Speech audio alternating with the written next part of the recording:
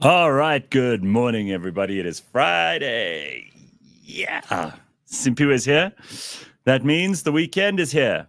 That's very good news for everybody who has had a busy week and everybody who has either had a good or a bad week. That's totally up to you. I don't know. Maybe circumstances, but let's get on with it, right?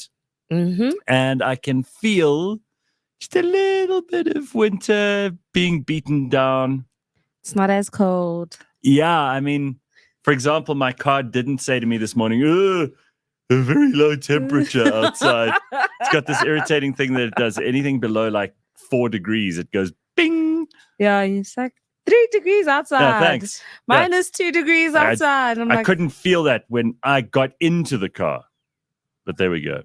All right, so lots of things to talk about this morning. Mm-hmm. We're going to have some sport later on. We're going to check in with Super Bets with Ben. We're also going to find out what's going on with Chris Forrest, the comedian. He's celebrating 25 years of being in comedy. Whoop, that is whoop. Worthy of a celebration, don't you think? That's a full-fledged adult. I know. Like, wow. Quarter of a century. Yes, he's. I wonder how depressed he is. I don't think. Listen, if he's depressed, we've got problems because comedians. We've got a track record on this show that we've got to try and break the hoodoo of, like these comedians who come in here and then they're miserable. Yeah. So we're not getting into that this morning. And then, if there's any really, really greedy, materialistic people in the world, you need to know this. Apparently the planet Mercury, which you can't go to because it's too hot, it's closest to the sun, it's basically completely inhospitable to life. But what it does have is a layer of diamonds 18 kilometers thick. A layer of diamonds 18 kilometers thick below the surface of Mercury. They found out the other day. The diamonds may have formed soon after Mercury itself coalesced into a planet 4.5 billion years ago from a swirling cloud of dust and gas. So not only would you be getting diamonds that were made out of stardust, I mean, can you imagine a more beautiful engagement ring than one of these diamonds? And it's 4.5 billion years old. I mean, if that doesn't express love, and the fact that you have to get it from Mercury means you're probably going to die on the way there. So, you know? Do you know anyone from NASA? Like, if you're looking for real love, ask your man for a diamond from Mercury. Just asking for a friend. Do you know anyone, in NASA? Someone who's going to go out? Does anyone know Elon Musk personally? Like, this is very important now. This. You can't get there, though. It's amazing. I don't want to go there. I want to send someone there. Like, well, who? It's a death wish. I mean, I don't think there's any way to get there. So a team of researchers have recreated the searing environment of Mercury in an experiment with a machine that's called an anvil press. It's normally used to study materials under extreme pressure, but also for the production of synthetic diamonds. You know, we can make diamonds now. So obviously the value of natural diamonds has more or less stayed the same, if not gone up a little bit. But soon we'll be able to make much better, flawless, artificial diamonds, and people won't know the difference. It'll be made of the same stuff. But I mean, I know deep down inside, all the girls who hear the story are like, I'm only going to marry you if you get me a Mercury diamond. Yes, that's what I want now, I know. You thought you knew what you wanted in the world. They're like all the things that you could possibly have. But now there's something you don't have. Yeah. It gets better each time. First, I thought like diamonds. Now I'm like Mercury diamond. You know what I mean? There's layers. There's layers, yeah. Very soon it might be something else. Take me to the moon. Personally, it's quite incredible, right? I mean, it's really quite something. After they melted a sample of this, the scientists looked at changes in the chemistry and minerals under electron microscopes, and they noticed that the graphite had turned into diamond crystals. So. You might even have some big ones there. I mean, it's 18 kilometers thick. Oh, my gosh. Imagine 18 kilometers of diamonds you could mine. I mean, that is next I'm getting level. excited. Like, this is just like, oh, my gosh. You'll never be able to get them. You can have this. You won't have this. It's not going to be available. I don't know why you told me this now, Gareth, because now, it's going to be on my wish list, and now it's going to be like Mercury diamonds. Yeah, so girls, just don't accept his proposal unless he brings you a Mercury diamond. He just doesn't love you easily enough. once. I mean, surely there's a way that we can develop some kind of hydraulic arm that can. I mean, what's the AI used for, guys? Technology, send those things. What use are robots if they can't go and get you a Mercury diamond? Danko, that's all I want now. Mercury diamond. So, speaking of diamonds, this poor Chidima Atejina, I think I said that right. She's this Miss South Africa finalist who's just, I cannot believe the furore. Suddenly everyone in this country cares about who Miss South Africa is. The last 8 Miss South Africas, none of those fuckers on Twitter can name them. Not one. If Miss South Africa walked past all these people on Twitter who are outraged by, and what are they outraged about? Like, is she South African? Yes, and according to Miss SA, the pageant, they say that she's met all the requirements. Right? According to that, so therefore she ticks the box of being South African. But even if she didn't, you dummies, it's a beauty pageant. She's not running for president of the country. She's not going to be in charge of anything. She's going to wave and cut ribbons. What kind of mongoloid is going to be worried about this girl like taking on duties she's not entitled to? What do you think, you sitting at home who look like shit, you think you should be there? Have you seen how pretty she is? She's gorgeous. Apparently some people just don't want her there at all. They're just upset. And the story is getting I want all those more people, interesting. all those people who hate her and who have a problem with her, I want you to post your profile picture where you look as good as possible, you fat mess. Let's see what you look like. I guarantee you every one of these people who's saying things about her looks like shit. Well, I'm not sure because... All right, let's go. Okay, so, everybody's up in arms, but the story seems to thicken now, right? Because I'm all like, okay, if she met the requirements, she's South African. And then her father did an interview. And the father is now making the math not math because he said he only came to South A in 2010. He's Nigerian. Yes. Yeah, but Nigerians we know are creative about numbers, right? Yes. If you ask a Nigerian, how much does this cost? Well, for you, it would be this much, but for him, it's this much. It's like they make stuff up. I'm using stereotypes here, but, like Nigerians will be able to sell ice to an Eskimo. They have the talent. They know how to like bring it down or up. And you don't have to worry about it. Why is everybody? This is not a state security issue. This is a beauty pageant, guys. It's amazing to me. Like South Africans will get hot under the collar about who's allowed and not allowed to enter Miss South Africa, just because like we're terrified that some Nigerian is going to take something away from us, even if she's not Nigerian. She just has a Nigerian parent. Yes. Right?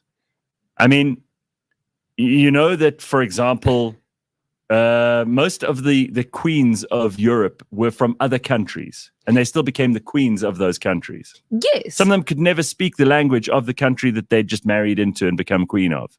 You don't get a say, peasants. And especially if you don't look like her. Sorry. Grimy river. Wow. I can't enter Miss South Africa, so neither can she. She's prettier than you. I'm saying it's a jealousy thing. So the dad embarrassed himself in the interview. Yes. So what? It doesn't change anything. What does it change? So no, it just now might, an eyebrow might be raised because if he's saying he only came to South Africa in 2010, that's 14 years ago, and homegirl's 23. So then it kind of we question to say, what again? Where were you really born, homegirl? That's all. That's the latest development in terms of this entire saga. So but everyone's climbed in, right? So I see Gayton McKenzie's involved. I see Julius Malema's involved. Yeah. What is Julius's position on this? No, Julius is saying that she's South African. If she has all the documentation, and people are then now basically also calling him a hypocrite because they're like, you've said so many statements about white people that they must go back home. Yeah. But when it comes to a fellow fellow African, now you're changing your tune. But I mean, listen, I can't believe these words don't come out of my mouth often, but I completely agree with Julius. And also, let's just remember, citizenship is totally made up. The Department of Home Affairs will grant citizenship to this person and not to that person. Sometimes they'll give reasons. Sometimes they won't. There are people who marry for citizenship. Yes. There are people who will cross borders illegally. Mm-hmm. There are refugees. Mm-hmm. I don't think, with all due respect to Twitter, which can sometimes be very insightful, sometimes, but is mostly just a heaving, writhing lack of brain cells. It's not up to you. Like, Yes. the Minister of Home Affairs can make her a citizen like that. And then your whole argument falls to pieces. You know, also, like, being South African is also a made-up thing. But they don't have that chat. You know, they speak Tswana in Botswana, right? Yes. And in the Northwest. And you know what? Some white guy back in 1870 decided, I think we should make the Limpopo River the border between Botswana land Yes, darling. and the Union of South Africa. And it didn't have anything to do with Miss South Africa. It was random. He was like, that river over there, that looks like a good place to end this land and start that one. So it's all made up. Stop being idiots. It's Yes. not important. It's a beauty pageant. Yes. You have to question if you're really upset about this. And by the way, I have to reiterate again, I can't help thinking part of the reason that people are so cross is because she's so pretty. Oh, yes. Okay. You know, definitely. It's a beauty pageant. Nothing important happens after this crowning moment, okay? Like, after that, she wears a sash and she goes around and waves and they take pictures and she, like, embraces children that she ignores forever afterwards. And she pretends to solve world peace, but she doesn't. And she looks great at events. I know some ex-Miss South Africans. Hell, I dated a Miss South Africa. I am more well-positioned than any of you losers on Twitter, okay?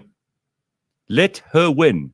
And if she wins, I can't wait to see you all screaming and gnashing your teeth and wailing about how unfair it is. And she's not a real South African, but I am, when all you do is sit on your ass and scroll through Instagram and Twitter and TikTok and X. Just get over yourself. Mm-hmm. Get over yourself. It's a beauty pageant.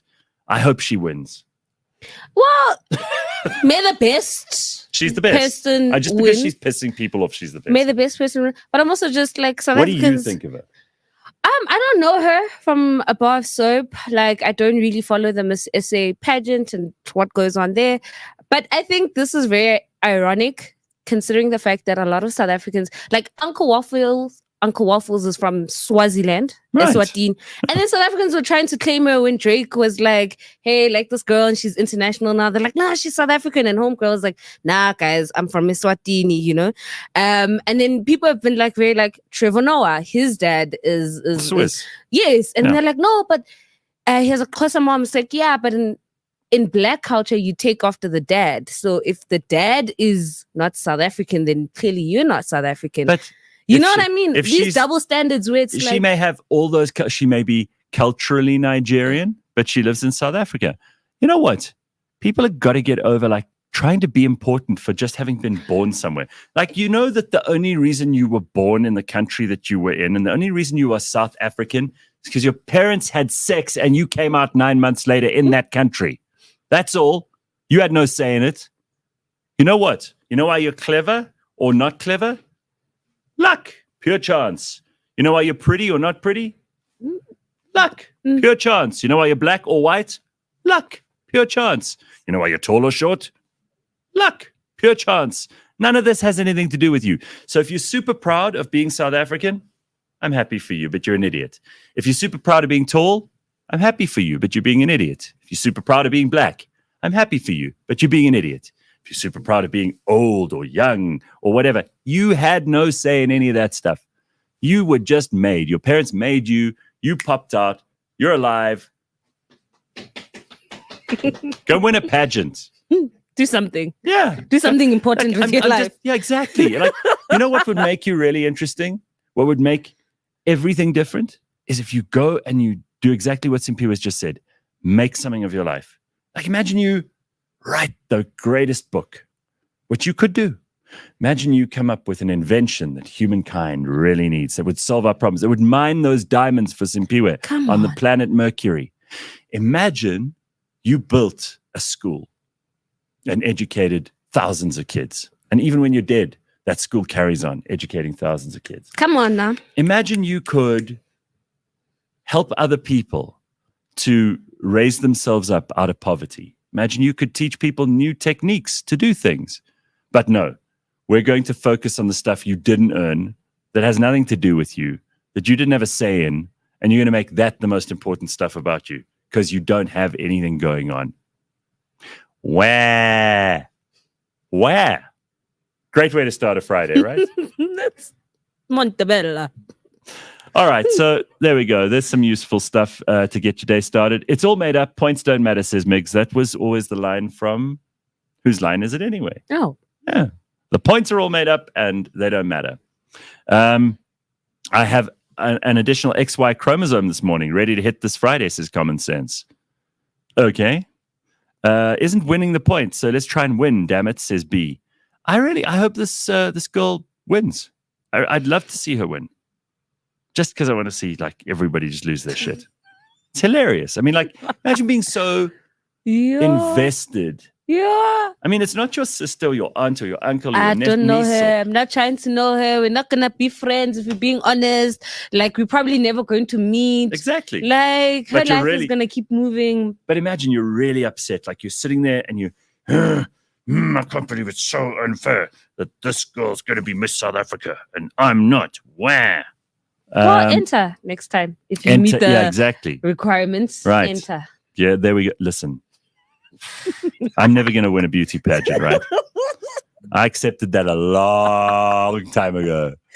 And no one has ever said to me, you should model. Okay. I know my weaknesses. Look at her. I mean, I think she's magnificent. You go, girl. Yes, queen. So I'm never going to be in these things. But I'll tell you what. Mm-hmm. If you did what I did yesterday, you may have a chance. What did you do? Leg day. At the gym. Yeah. Simpiwe? It's bad, right? I walked up the stairs here. Let me show you how I walked up the stairs. You were like... Today. Okay. Yeah. That's a good leg day. Yeah. It's not a leg day. And then I sat down like this. And you're like... I went... yeah, boom. Mm-hmm. I'm like the 1,000-year-old man today. Mm-hmm. So if anyone is not going to be winning Miss South Africa, it's me. You can bet. You talk about super bets. You can bet every cent you have that I'm never going to win Miss South Africa. And you know what? Your money's safe, hey? Oh, tell you what. I'm also not going to enter boxing at the Olympics and beat up a woman. Ish, that one. I saw the video. Now, talk about outrage on the internet. I'm not one to get upset easily about things on the internet. I get passionate about stuff, but people mistake that for me being angry. Yes. I like to talk about stuff. Yes. We do it every day on this show, right? Mm-hmm. There's always lots of good stuff to talk about. I mean, look at Miss South Africa. Mm-hmm. Some people would see my rant and say, but look, you're just as upset as the people online are. I'm not. I'm actually upset that the people online are upset about this because it doesn't affect their lives. But it just gives me something to talk about. Now, the same could be said for a lot of things we talk about on the show. But occasionally you see something and it does upset you. Like, I really don't like seeing a woman being hit hard in the face by a man. I've never watched that and thought, that's interesting, or that's funny, or we should see more of that. It really, like, that clip is going everywhere at the moment. Yeah. And you don't have to be some kind of women's rights activist to just get a feeling in your bones like it's wrong. And again, I don't know the woman from Italy who was in that boxing match, and we can maybe talk about it with Ben later on, what the Olympics rules are and so on. I don't know. But I didn't like it. And then they came up with this new logo for the Paris Olympics with, like, you know, the woman, the Mary J. Blige haircut Yes. logo, but they've given her a black eye. Oh my gosh. Ooh. And I'm like, ooh, this is not a good look. It is not. It just feels like the Paris Olympics, They were told a month before that, hey guys, don't forget you're hosting. And they're like, there's been so much happening. And it's like, you guys seem underprepared more than anything, from like the opening ceremony, which everybody was talking about, to the Olympic villa. The athletes are complaining about the food. There's no aircon. The beds are horrible. The US team is not staying at the Olympic villa because it didn't meet their standards, Yeah. So they've basically booked out hotels to ensure that their athletes get the best of the best. And if you think about it, these guys train for 4 years just for like 10 seconds. And everything to get them ready for that moment can be ruined because they didn't have a proper breakfast or they couldn't get proper rest. It's just like, guys, no, do better, hey? Do better, no. I agree. And apart from her dreams being dashed against the rocks, it's also like, it's just not nice to see that kind of violence. Like, if you've got a girl against a girl boxing each other as consenting adults. Sure. Cool, at least there's a level playing field.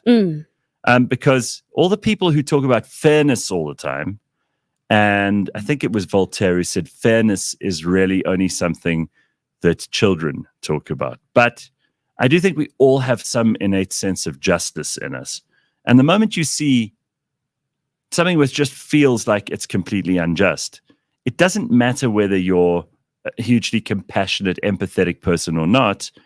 No one wants to see someone who is significantly less strong than someone else being beaten up by that person. It always feels like bullying, right? Yeah. Even if it's under the guise of being an Olympic sport. So this is the big story that got everybody all wound up. That and Miss South Africa, we covered it all in like 20 minutes. So you should come here more often. We have a lot of fun. If you haven't already joined us, like and subscribe, bitches, because you get this kind of shit for free.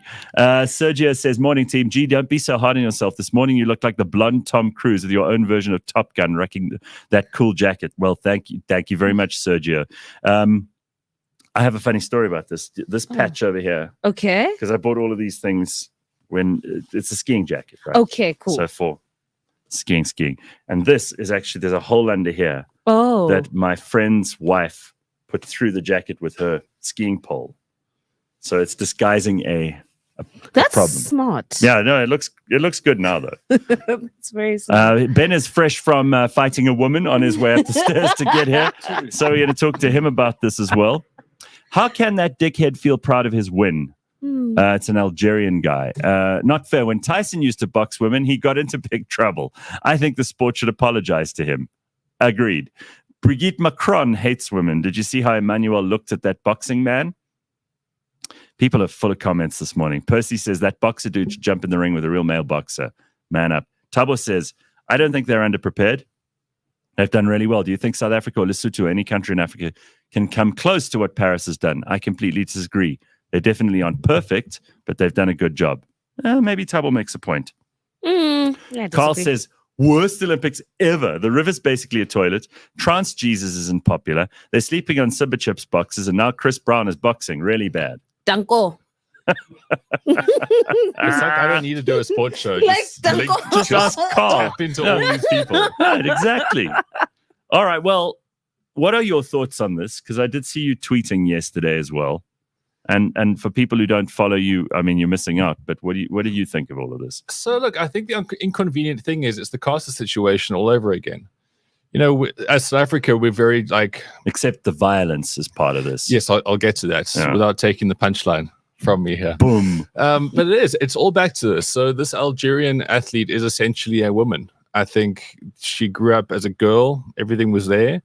Exactly the same as Costa, intersex, high XY chromosome, strong individual.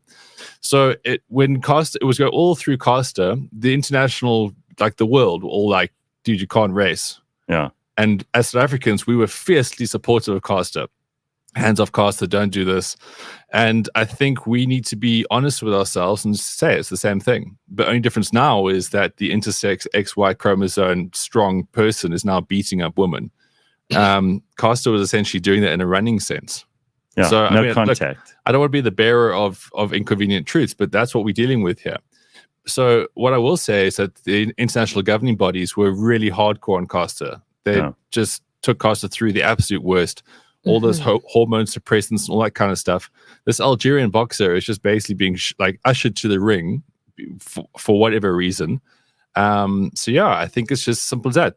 Should not be boxing women. Absolutely not. I'm not in any way endorsing this, but it's the exact same thing as Costa all over again. Connor says if there's a Y, it's a guy. Yes, correct. Now, they might not have meat and berries, but when it comes down to it, look at the mannerisms of that boxer, the frame, the way that they move. That is a man. And someone said to me, oh, but her record isn't perfect. She's lost fights before. That's because her skill set's probably shit. Are you saying she? You're calling her she? Because I can't keep up with all this stuff. Chris says he knows something. He says, Iman Khalif said after the fight, I won this fight fair and square. If you don't like it, you suck my dick. Lord. Probably, exactly. But I just don't think there is a dick in this. So people, there's been a couple of counter arguments, and I always try to look at the other side of the story. I look at the other sort of counter things here without getting too caught up. And someone was saying, one of the points that keeps coming back is, oh, but she's not perfect. She loses as well. Yeah, but it's punch power, right? And we saw it within 46 seconds. Yeah. If I am a biological man, and maybe I'm not that good at boxing, simply, and you are the same weight as me and a technically good boxer, I am still kicking your ass. I'm hurting you.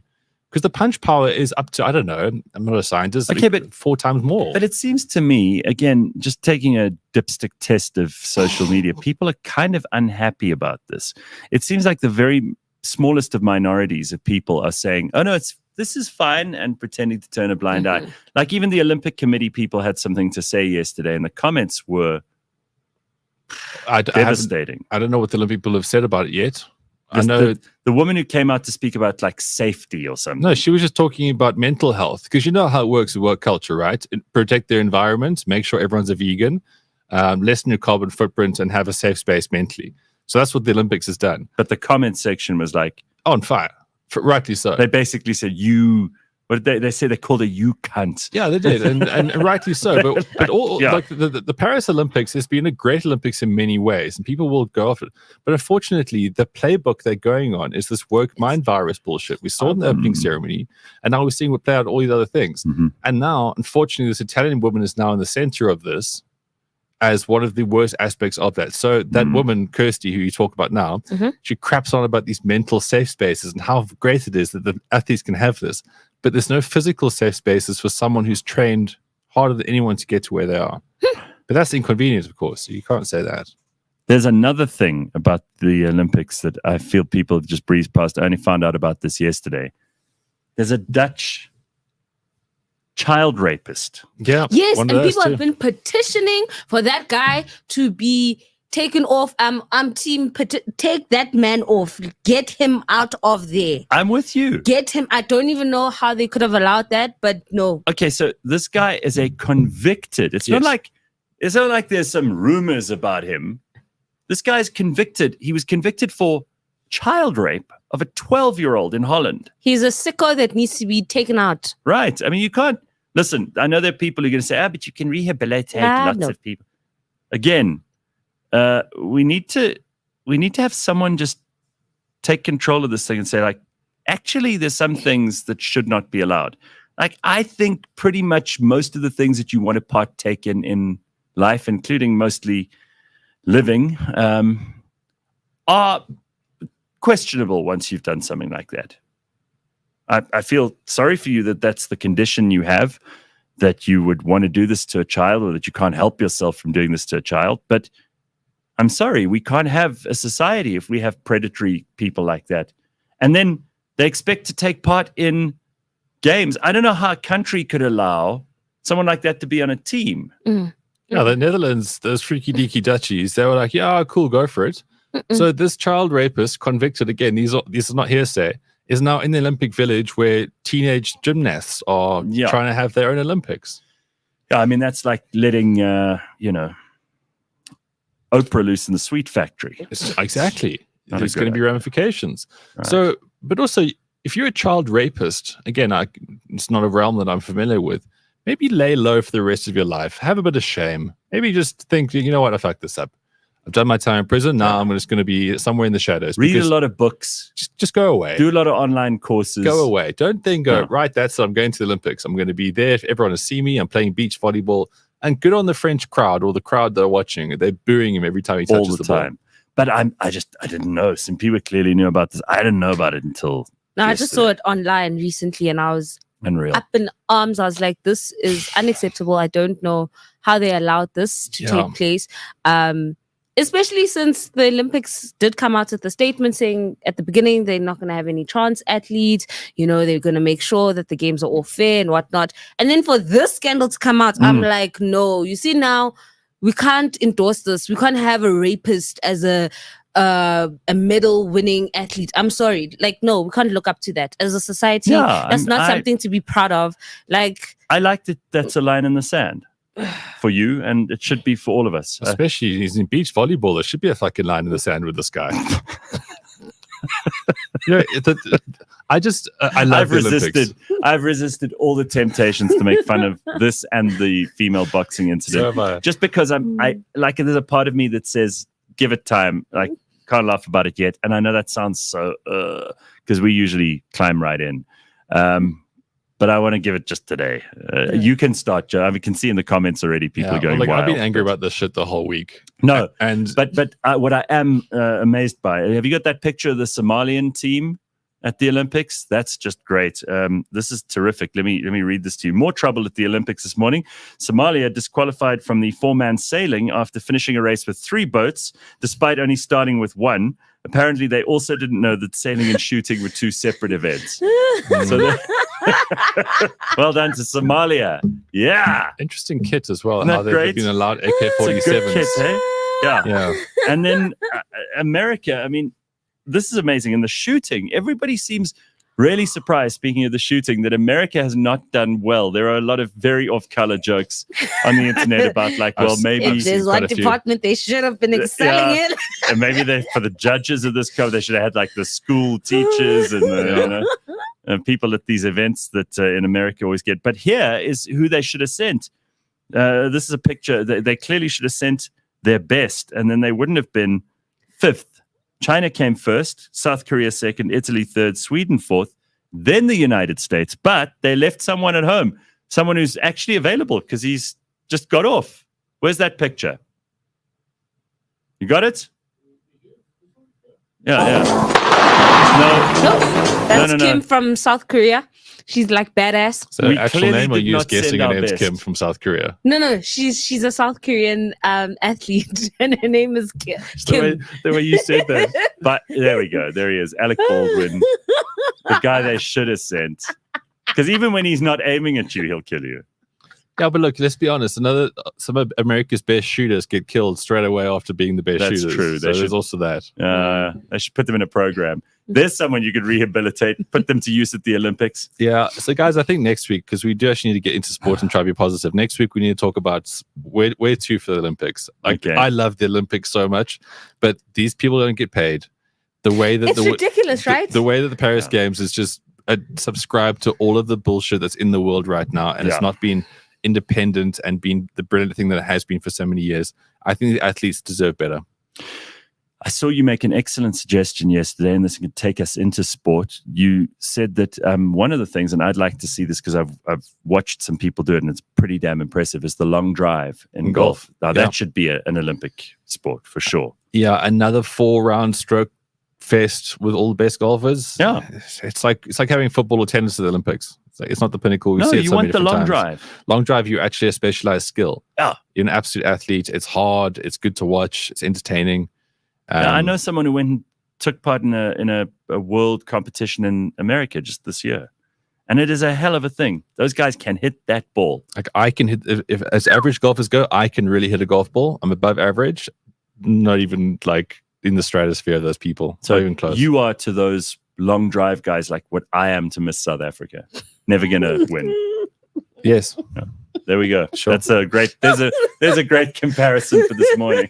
I mean, St. Peter, you could still be in with a chance, but I'm way back in the queue. All right.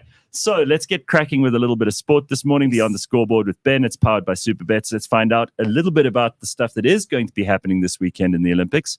Also some Curry Cup. What have we got? Well, guys, we got the best weekend for the Olympics. There really is. Like, these are the best events, the events that everyone's kind of been waiting for. I know the swimming's been incredible to this point. Yes. The athletics has been sensational. Simone Biles yesterday won the all-round women's. Listen, she's quite something, huh? Yes. Wow, I don't know what to say, because you watch the other gymnasts. Like, there was this Brazilian woman, Andrade. She was incredible, tall, statuesque, incredibly athletic, and she nailed that final routine. You think, wow, she's good.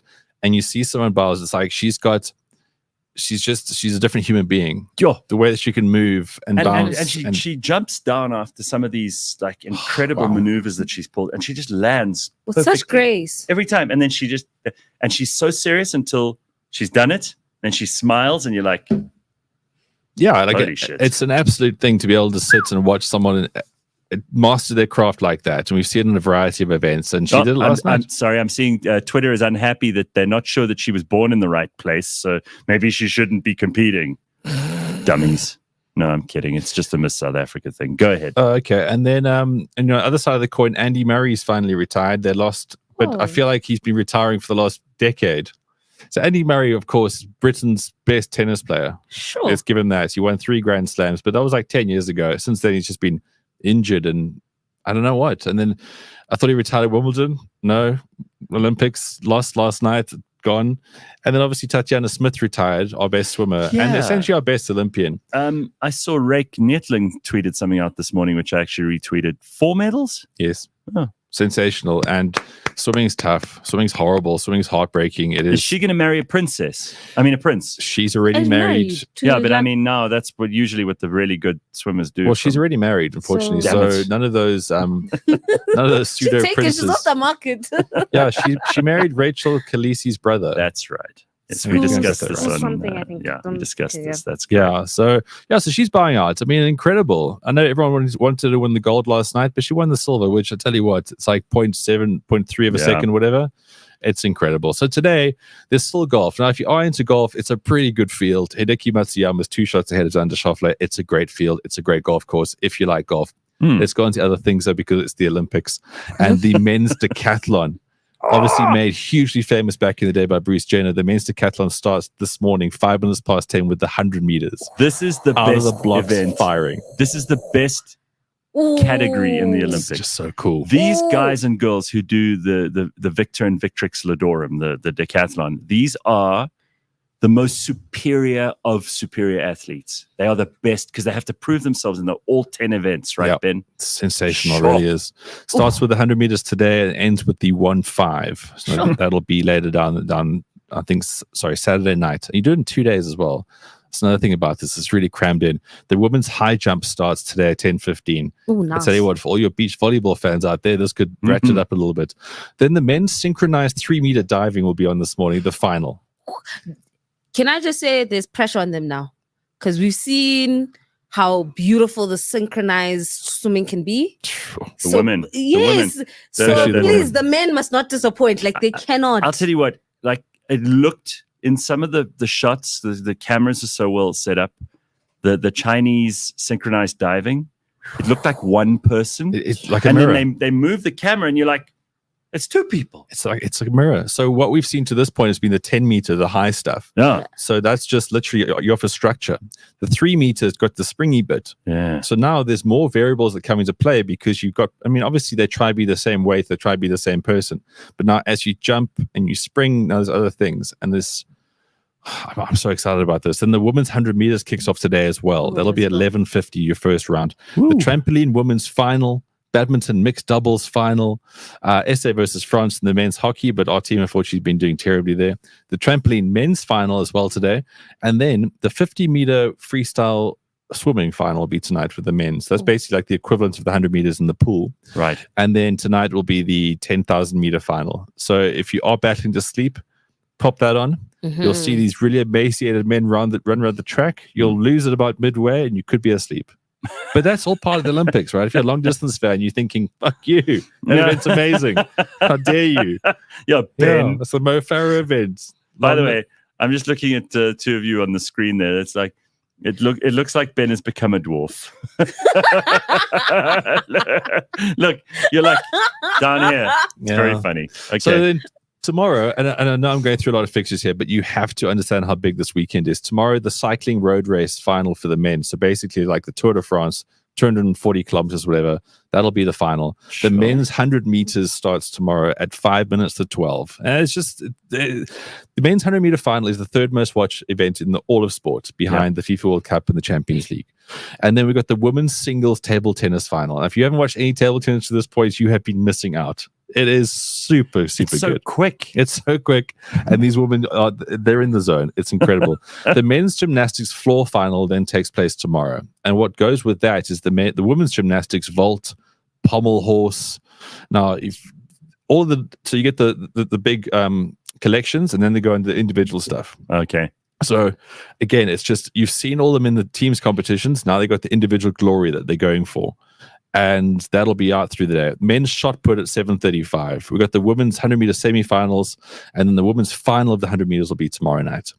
All while this is taking place, there's other things in the go here. There's the 4x400 relay mixed final. So you get 2 men and 2 women, and they do a 400 meter each. So 4 laps of the track, and how they're structured, that obviously the women are going to be slower. Because genetically they're obviously weaker. So how the team structure where the women go out, and obviously the man will kind of finish, but some teams might have a different strategy. That in itself is going to be fantastic. And the decathlon ends at 9:45. Then Sunday, the final round of the golf. Then we got the women's 200 meters, they start. And then the women's cycling road race. The table tennis men's singles final will be taking place on Sunday. Sure. So if you think the women's game is quick, this is amazing. The men's rings gymnastics final is also going to be incredible. There's other stuff in gymnastics. Jeez, the you women's have to be so strong on those rings. That is what your shoulders can do. It's just absolutely phenomenal. The women's high jump final will be Sunday night, along with the hammer throw, and then 9:50. Somewhere you can't miss. 9:50 Sunday night. It will be the 100 meters men's final, the most watched event in the Olympics. So yeah, there's obviously a lot of shit around the Olympics right now. There's a lot of negatives, and I think you can't take it out on the athletes by speaking too much smack about it. And sure as hell, you can't boycott this event.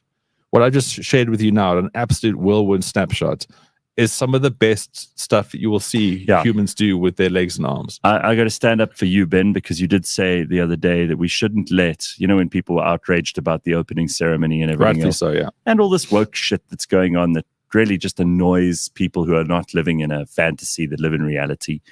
But the reality is that this is about the athletes, should be about the athletes. These are people who've sometimes spent every waking hour of their lives preparing for this moment. And it would be wrong for the rest of us to write off or boycott or block the Olympics for stuff that actually isn't at the center of it. Like, I really want to see people doing the best stuff that humans are capable of. Yeah. And I'm not going to let these moron administrators or woke people spoil it for me. Good. That's exactly the attitude here. And remember, they're doing it for free. Mm-hmm. I mean, obviously, they're doing it for the sex in the village afterwards and all the sponsorship and that kind of stuff. The sex in the village afterwards. But ultimately, these people, for our entertainment, are putting it all out there. I reckon even the village is boring this year. On the it's cardboard not. beds. Cardboard beds, you can't have aircon, so you're sweating in the sex. I mean, some countries or teams brought their own aircons, and I can tell you now, there's a video, I don't know which athlete it was, but she basically took a video of she heard someone walking, and then she opens the door, and then you can see a guy, he's topless, and he's knocking at somebody else's room, and then she's like, ooh. Just big Jamaican sprinter, cock over his shoulder, going door to door. And it's oh, this is what happens at the villa. Sister. I come from my room down the corridor. Here to service you. I win in 100 meters on Sunday, but before that, I've got some time on my hands. Beautiful. Just swinging dicks down corridors. What a sight, what an incredible human spectacle. Good for him. Look, there's also quite have they ever settled the debate conclusively about whether or not, because there are those coaches who say to their athletes, you must definitely not have sex, and then there are those coaches who say you should. Does it make a difference? Just don't. Look, ultimately, especially depending on your sport. So if you're an explosive person, right, like a weightlifter, or you need to be the 100 meter final, that kind of stuff, Ultimately, if you're shooting loads, you're going to lower your testosterone levels. I mean, I know in the greater scheme of things, when you're young, this kind of stuff, it could be negligible. But when we're talking 0.00 of a second, save it for after your race. Yeah. Very good. Okay, the hammer throw reminds me of the movie Matilda, says MM. Miss Trunchbull throwing that little girl over the fence.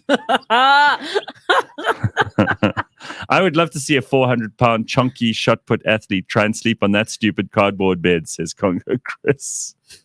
Well, Yeah. I mean, look, we haven't even got into the weightlifting yet. I mean, that's next week's excitement. That's something else. But I also want to see that. And I want to see some stupid administrator talking about how they're saving a tree by having this thing and how it's justified.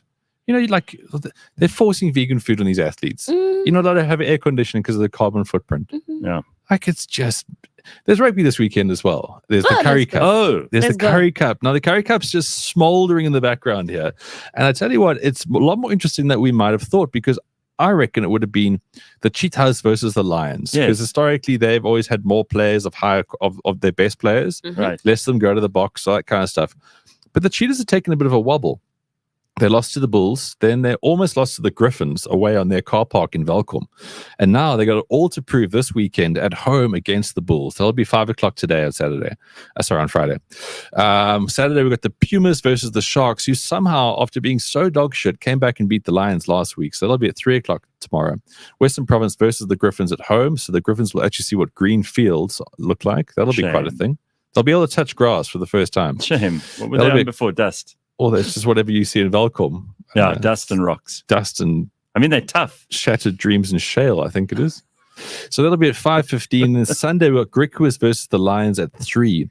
And the football season starts this weekend. So the PSL is not going to start until September. Next weekend, around the 15th, 16th, all the European teams start their cycle. So the MTN 8, though, does start. There's increased prize money, now 10 million rand for these teams. Ooh. And this weekend, we've got Pirates versus Supersport United right off the bat there, 6 o'clock. And then Sunday, Stellenbosch versus TS Galaxy at 3. So 2 big local games to look forward to. There's no Grand Prix because they're on a summer break. There's no point being that rich and handsome and not being on a yacht. So they have to actually have a break in the summer. So that'll only take place again on August the 25th at the Dutch Grand Prix, where hopefully there won't be too many child rapists in the crowd. That would be nice. That would be nice. Yeah. Because the Dutch now have to bounce back from that. So yeah, you've got the best weekend of the Olympics. You've got the Curry Cup on the sidelines. You've got MTN 8 first round there. It really is a wonderful time to be a sports fan. I say this so many times this year because there is just so much stuff. Carla says, worst Jamaican accent ever, Bob Marley's spinning in his grave. You don't score 10 out of 10 on all of them. Like I said, I'm not going to win Miss South Africa. I'm not going to win the 100 meters at the Olympics, and I'm not going to win best Jamaican accent. Where? Very critical audience this. I know. I look like a midget in my chair. So critical. You can't be Jamaican. I'd love to see an average Joe compete in the finals of these superhumans at the Olympics. Imagine the swimming, 100-meter freestyle. Marius in his board shorts lining up, unshaved chest and legs, ready to go. Yo, I'm going to beat you, Alex, But I think we saw a glimpse of that. I'm not sure which one it was, but where the number one was like beating them by a whole 2-3 seconds. So he got there, and then we were waiting, like, where the rest? So we've seen it. Tatiana was like a whole body ahead of the others in the heats. If you just watch Kate Ledecky in the longer format stuff, she kind of wins, and then she stops, and then she looks around and goes. So we kind of seen it, how it's just going to look win. so... No, I mean, look, the whole thing about the average Joe stuff, and some events would be quite funny, but then again, it's so hard to define what an average Joe is because humans are so damn lazy and fat mostly. So to find an average is actually the hardest thing involved. Because someone could look at me and go, okay, well, Ben's an average Joe. I'm elite compared to so many fat fuckers out there who have given up on themselves. Listen to you. No, but you go, Ben. You're like, I'm not average. No, I would love to be average, but unfortunately, I'm hyper elite when you compare the swill out there. And that is true. That just shows you how low the standard truly is. I break down once a month, and I'm still elite compared to most people. All right. Well, apparently, and I think this has got something to do with the Olympics because it's Kim Ye-ji, dubbed the coolest person ever. Simpiwe will tell us about that in a second.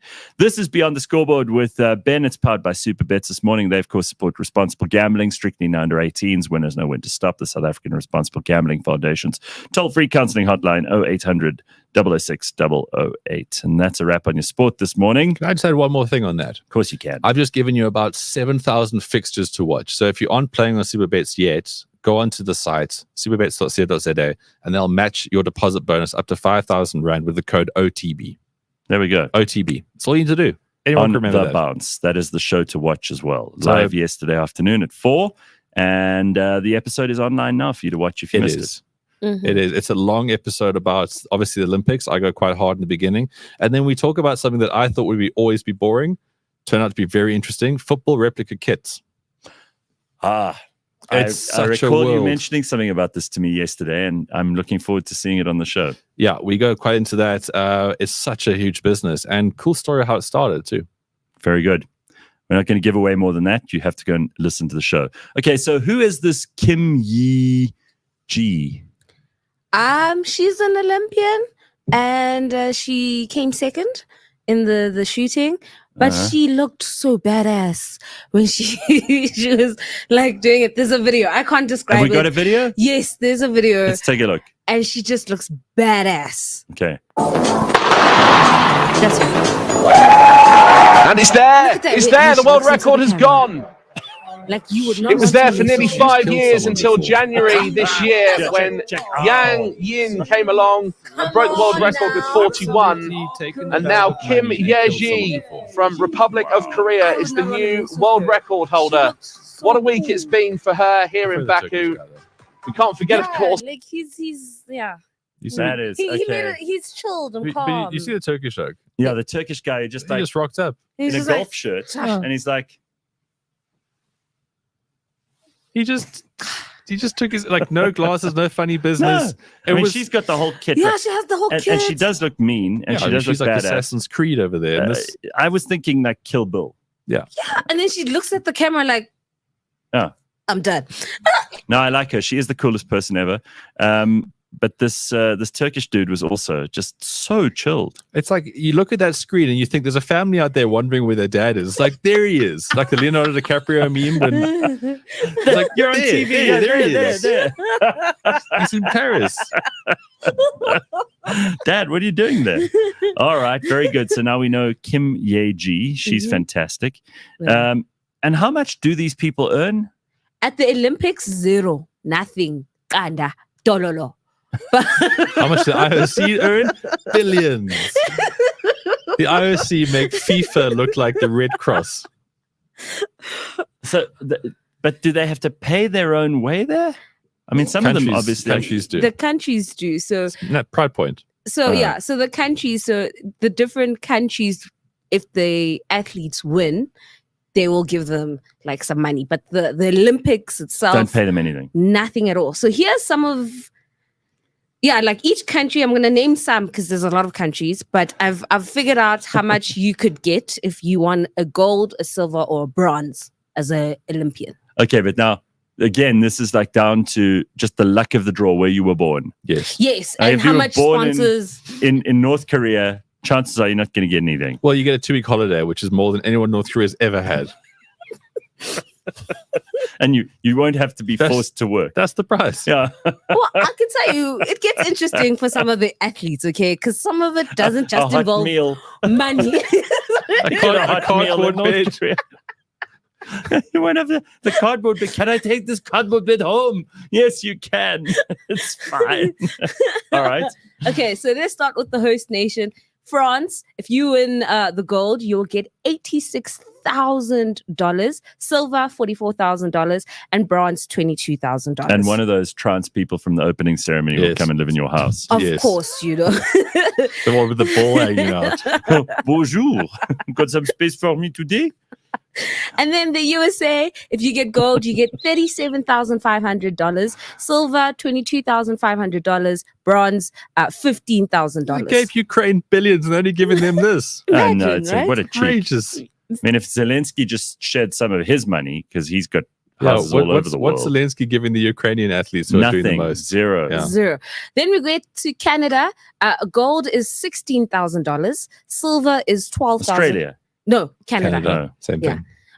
Silver Just is with us. Australia North. Australia with snow. Yeah. Australia. silver is $12,000. Bronze is $8,000. That's not a lot, you know. I mean, Not. a rich country. Look at how you're being shamed by France. Imagine. Yeah. You know. Imagine. Well, the counter to that is saying, well, we've got lots of people who win medals, but even then. All right. All right.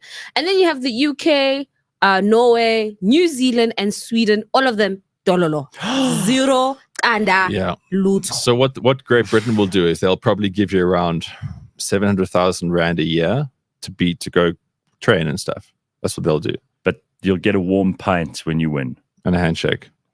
from the king. Not even the Very king. done. Yeah, you might get to go to Buckingham Palace. Yeah, meet the king and then get turfed out again onto the streets of London. But of course, New Zealand wouldn't give the athletes anything because New Zealand hates excellence. New Zealand wants everyone to be the same. New Zealand doesn't like tall poppies, as we've discovered. So it's like a domino effect. So you want a gold. Don't think you're special or anything. Yeah. You know? Then Hong Kong is in the mix, right? Oh. And this one is interesting because they give athletes.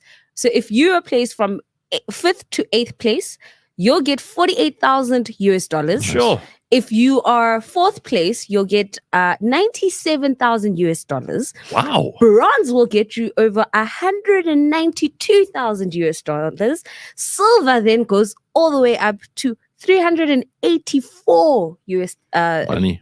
Wow. And people say that China is a communist. It's not. They just pretend to be. And Yeah, but Hong it's- Kong is their little experiment in Yes. capitalism. And my, is it going well? And then gold is $780,000. Imagine.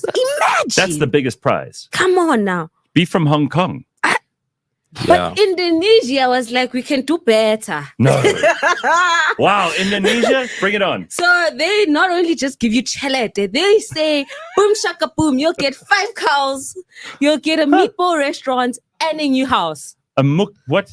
So 5 cows, a meatball A restaurant, meatball restaurant. and a new house. It's clearly a big thing in Indonesia. And they still get money. Like, that's just the add-on. Yeah, I mean, like, It sounds like such a dream. and You go if to you the win, Olympics, win gold, come back, get your money, your meatball restaurant. Come on now. And if you get gold, you'll get $350,000. Silver, it's over 130 US dollars and thousand, yes. Thousand. And then bronze is just a measly 69,000. Still better than But- anything New Zealand or the UK or Yeah. Canada are giving anyone. look, I don't know if you're still going to bring it up, but Singapore actually have a fund that they put together. Mm. So every 4 years, they do obviously match those numbers because Hong Kong and Singapore are the Wow. most highest Yes, paid. so Oh, it's that's more good. or less the same with Singapore, which is Yeah. just next. And how about us? I will get Depends there. on it depends on the sports minister. I'll get there. Gaten might change things. Hey, Okay. like he might do different things. I'll go to Malaysia. They say it's a mystery car.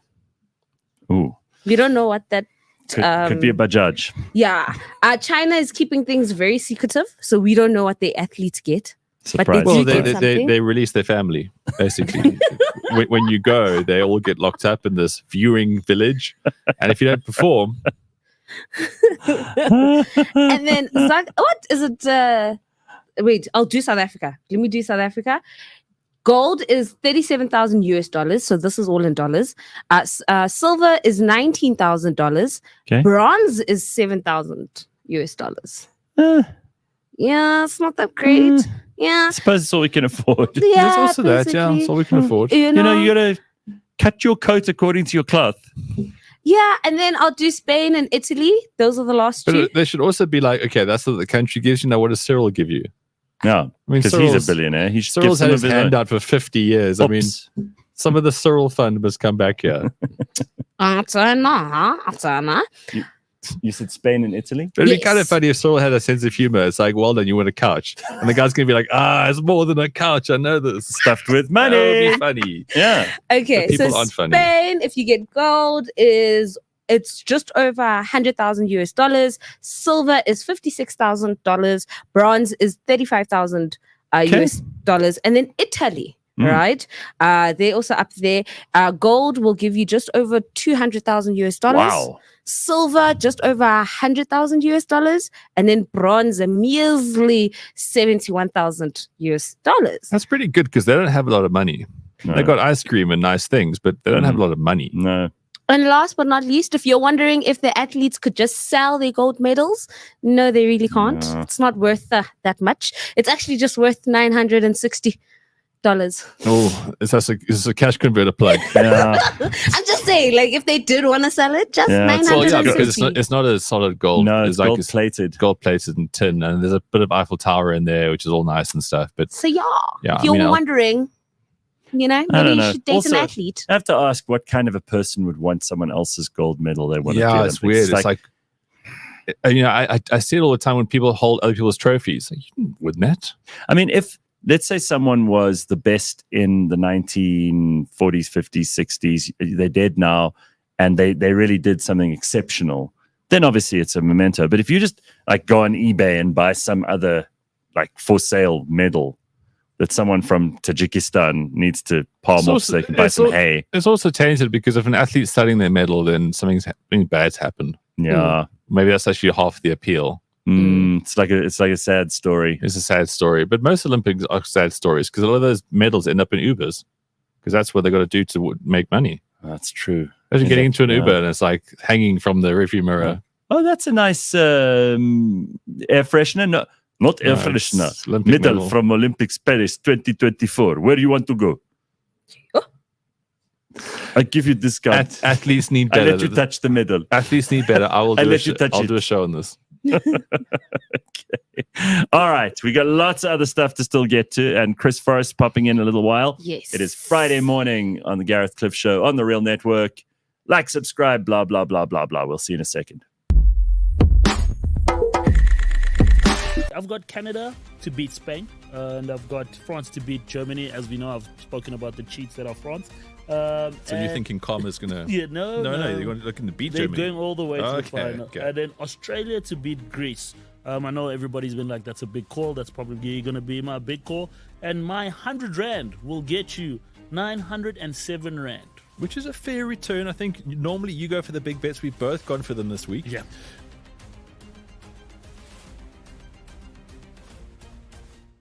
I haven't driven a hybrid car where things have gone totally wrong and topsy-turvy. So yeah, that's what I would say. And your name? Well, hybrids are generally a little bit heavier. Yes. So that can impact things like tires and so on. But I mean, I think they're eco-friendly. They have good resale value. Manufacturing is slightly eco-friendlier. That is debatable, of course. But the fact that they charge themselves through regenerative braking, I mean, the fuel savings, for example. And I mean, you don't have to spend big on a hybrid. I mean, look at the Toyota Corolla Cross hybrid. They're not expensive. If you're going for like a lightly used Toyota Corolla Cross hybrid, then it's an absolute win-win situation. Catch us every Monday at 9 a.m. on YouTube and on autotrader.co.za.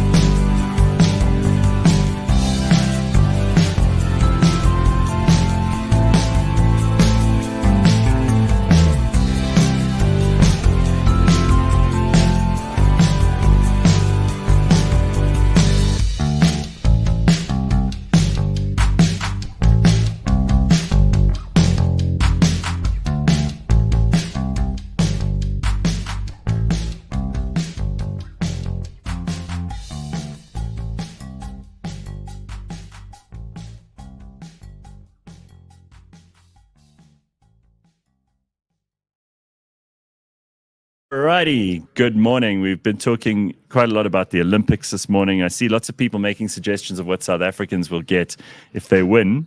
They'll get a bucket of KFC, says somebody. Somebody else said that the way we treat our Olympians is a disgrace. It's Congo Chris getting all uppity in the comments. But he does say, all hail Lord Gayton of Mackenzie, first of his name. Listen, Ben was just saying now, Gayton is enjoying the job. Yes. And it should be. It's a fun job. In the whole cabinet, that's not an important one. It just isn't. Most countries don't have a sports minister. But South Africans are so obsessed with sport, we had to have one. And most of them have been very lazy and quite useless and probably never did any sport in their lives. No. But this one is doing his best, and I like it. No, it's like every minister should be doing this. Get out there and have fun with what you do because this is your portfolio. Like, when last did you see a minister of police at a shooting range working on his shot? No. Or like going to places and kicking down doors and stuff? Yeah. Punching a criminal. I know you say, well, he's not a policeman. It's like, but be in the mix. Yeah, be in the mix. When Pitt is getting in the mix in Yes. Do the Lord's work, Umpit. You have my Viva. Pitt must be going. Amanala. Like, let's go. Like, let's to be his go. favorite minister because he's like raiding the Yes. prisons. Absolutely. Get your hands dirty with your portfolio. Yeah, like that's If you're what we into need. forestry and that kind of stuff, I Pitt. want to see you in a forest. I want to see you doing things. Yeah. Where's the clean water coming from? Yes. Your work. Do your work. Exactly. I mean, if you're going to do something performative, at least make it entertaining for the rest of us. I mean, like, is the Minister of Basic Education ever read a times table to a child? No, God, probably because can't. they can't. They don't know their times tables. But that's where we're going with this. Oh. Well, let's see. There's it's a different time, Ben. Who knows? Anything's possible. So I do want to get into this quickly because it's something you mentioned sports kits earlier, and there's a discussion of that on the Bounce Show, which you've got to listen to and you've got to subscribe to, and you can get it all here. We will put the notes in the comments, but you know where to find it. It's on this channel. You guys were talking about where sports kits came from, and now they're ubiquitous. Anybody, even people who are not sports fans, everybody has a piece of sports memorabilia or a piece of sports branded clothing in their cupboard. Everyone. It's a status Rich, thing poor, now. old, young, wherever you're from in the world. It doesn't even have to be a team that you have any connection to. But people have this stuff, and people wear it. They wear it to the office. They wear it to braais. They wear it to whatever. Is it acceptable, though? And this is a question that many people ask. Is it acceptable for people to wear a soccer shirt to a date? Oh, hell no. I feel like someone scarred you. Hell no. She's no.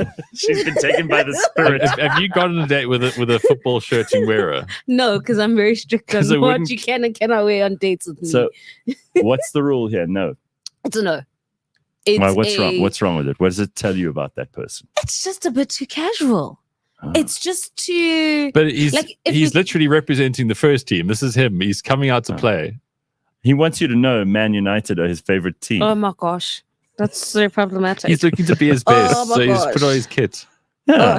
It's no. Okay, we're not going to talk sports. We're not going to talk about Man United and them once upon a time being the great and I'm whatnot. glad and you now said they're once just upon a time Yeah, being the once upon a- greatest. yeah, It and shows then you like do they're listen. losing now, and they're like at the bottom of the log, and you're just Well, like, it's- I've been there forever. No, So what if? Okay. So what We're if not the doing guy? that. What if he's rich and good looking but likes wearing football? Well, you jerseys? need to be rich to get these kits. They're like They're $1,200 expensive, huh? to start, and that's the shitty ones. Still no. I dress up? I look good right now for the show. Yeah. You know what I mean? And Yeah. this is just the show. Yeah. Imagine for a date now. Come on now. Put some respect on my name. You also need to show up. I also need to look at you and be like, you look nice. You put an effort. You've made some. You know, you've gone to some trouble. You know? Huh. And then when we go watch the rugby, yay, babes, do your thing. Wear that expensive t-shirt. I don't care. If the first date is to Ellis Park or Loftus, You then see, yes. I'm not that girl. Gear I would up. not do first But you wouldn't dates go on that there. date anyway. No, I agree with everything you just said there. What if a woman from Pretoria West said to you, "Yeah, do you want to come to the East West Pavel? Ben, will you West I'm Pavel ready in, you Gareth. to come?" I'm And ready. she- I'm ready. And you'd be like sold to the lady in the Blobilla shirt. It wouldn't be a date though; it'd be a sporting experience because romantically, I would not want to be involved in that woman. Because a lot of those chicks who like present on CakeNet, who would probably that would be their first date. Maybe. I don't know. I mean, I don't really think about it very much, but I don't necessarily. I don't have the reaction that Simpiwe does to.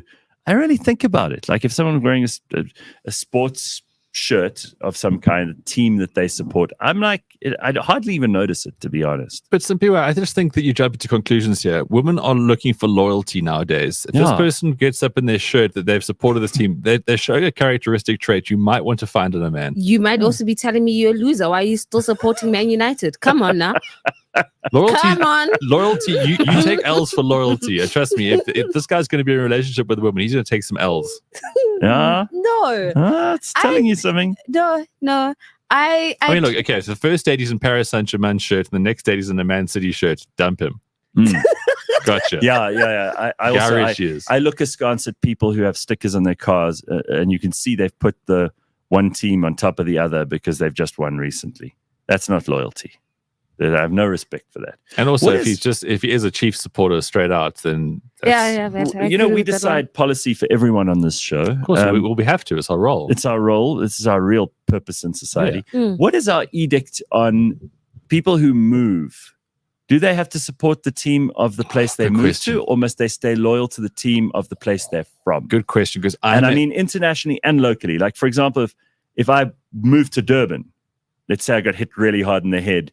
And I went, move to Durban. Would I have to support the Sharks? No. Firstly, because they're shy. Secondly, you're quite old. So, I mean, there's a lot of years of being here as a Blue Bull. So I grew up in Cape Town, so I still support the Stormers. That's my team. Right. I like the Lions. I mean, I've done half-half. I was a child in Cape Town. I was an adult in Joburg.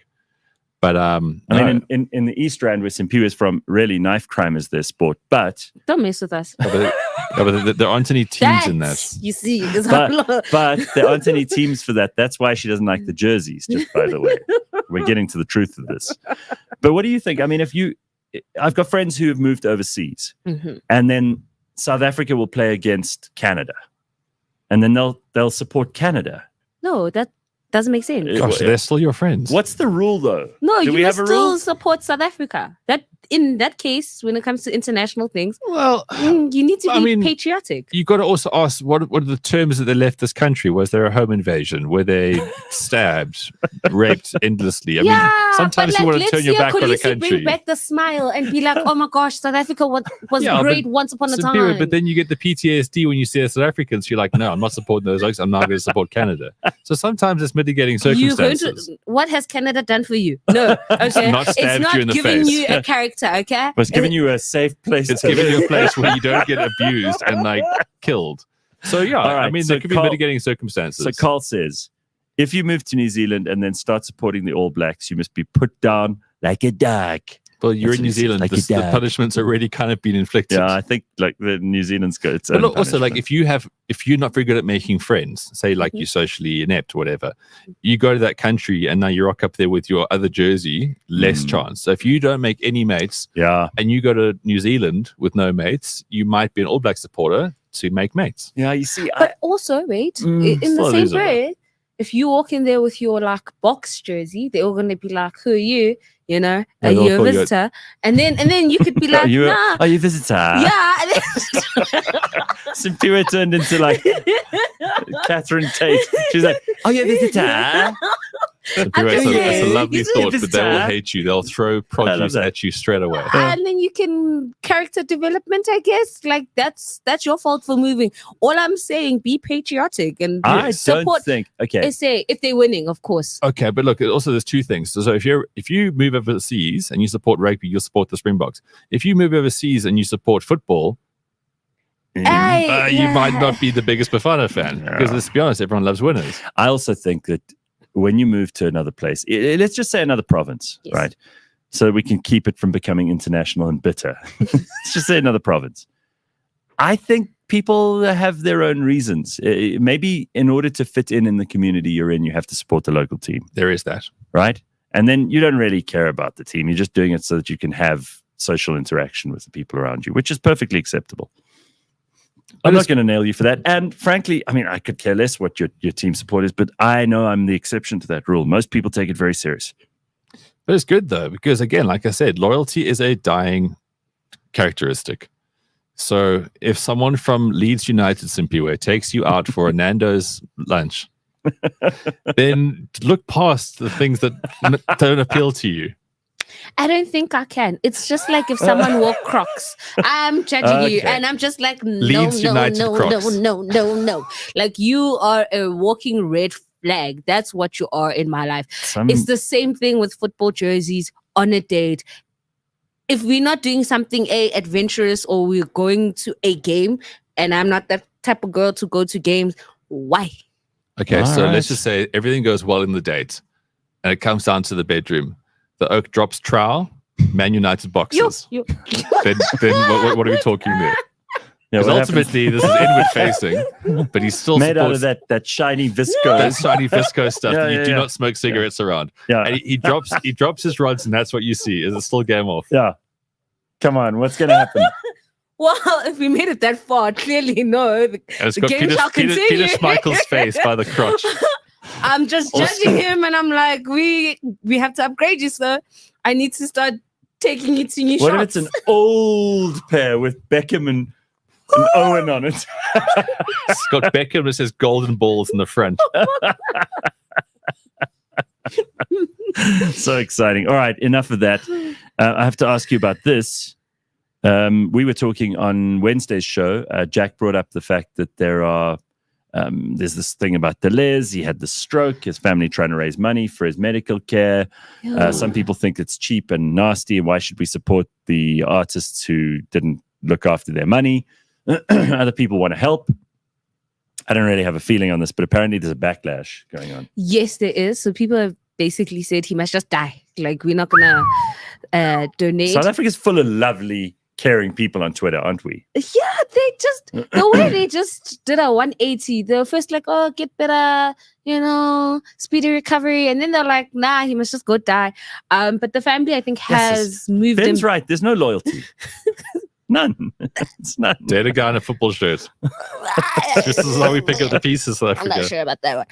But there is update. I think the family has moved him from a private to a public hospital. Oh, so therefore he is going to die. Don't say that. Betunana. No. We're going to wish him the best, and he shall make a speedy recovery. Did you go, uh-oh, before you... Is that how that went? My God. We have some good doctors, and I think they might do a good job. Yeah, look, it's a tough story because, he would, not that I know him personally, but this is a guy that lived the high life. Yeah, he did. And but he also provided many people with great entertainment. He did. He burned the candle wherever you could burn the candle, and now the family's like, go fund me. I can see where some people might be thinking, the cheek of it all. Yeah, his brand, he is called the North God, so he did present as quite a lofty self-claimed brand there. But he did sell this image of like, I come from a wealth family. I'm not the first of my family to be making money. This has been a lineage of money. And so now people are just like, yeah, so your mother's mentioned she can help you with 200K. Your auntie can help you with $1 million for the medical bills. And then it's like, but the reality of things is that he did have medical aid, but it doesn't cover everything. And also B, that like COVID has really affected people. So we can't just assume that everyone has R1 million chilling in the bank. We really can't. And so I think we can pretty much guess most people do not have R1 million. You know what I mean? Waiting in the bank, so just chilling. We shouldn't be like, oh, I can't believe you guys are asking for help, because that's such a vulnerable thing to do. You're at the mercy of somebody else when you say, hey, can you help me with this? Can you send me 500 Rand? Can you put 1,000 Rand?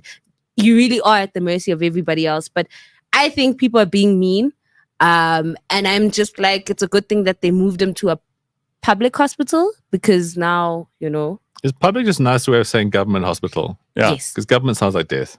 It's not. You see, okay, let me stand up, because I have a doctor friend who works in a government hospital, right? So you know what I'm talking about.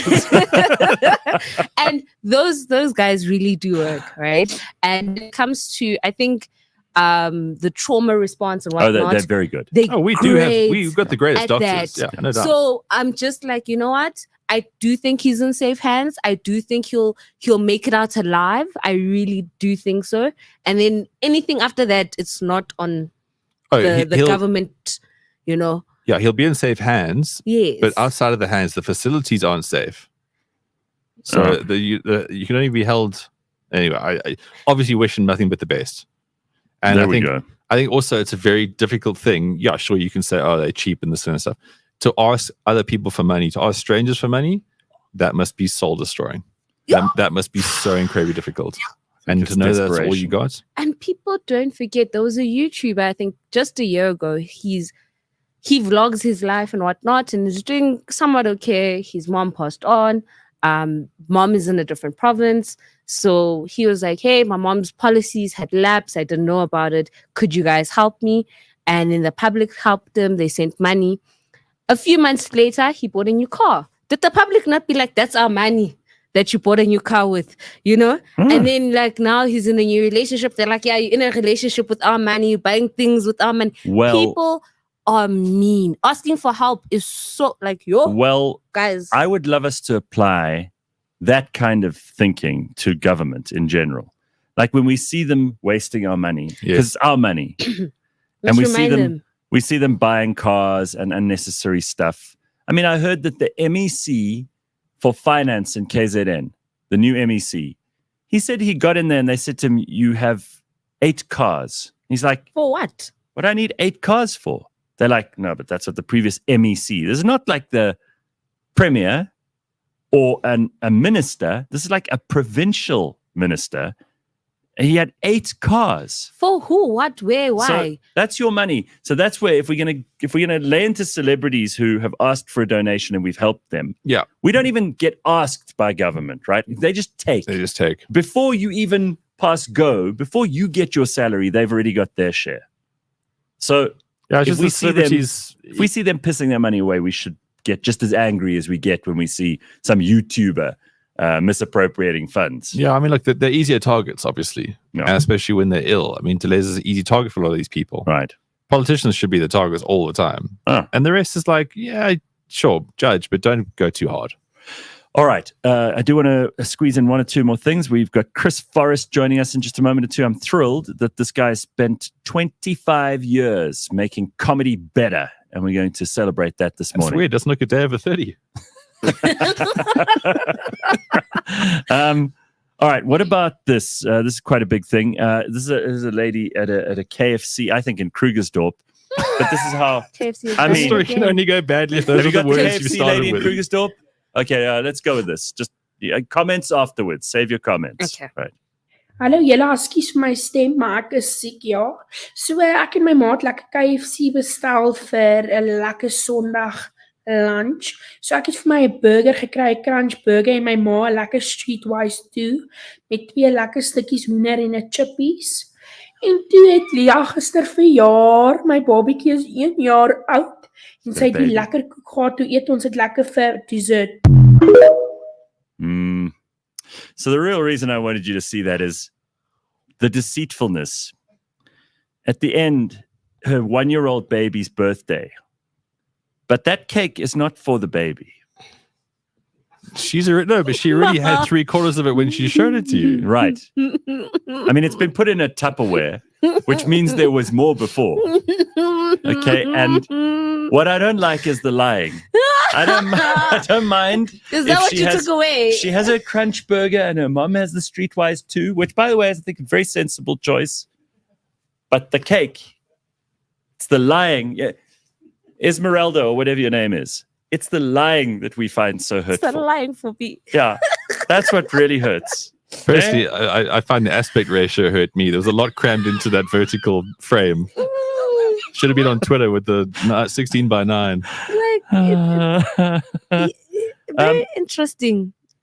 I want to know if this is true. Someone posted this yesterday, a picture of what they think is cutlery that every South African home has.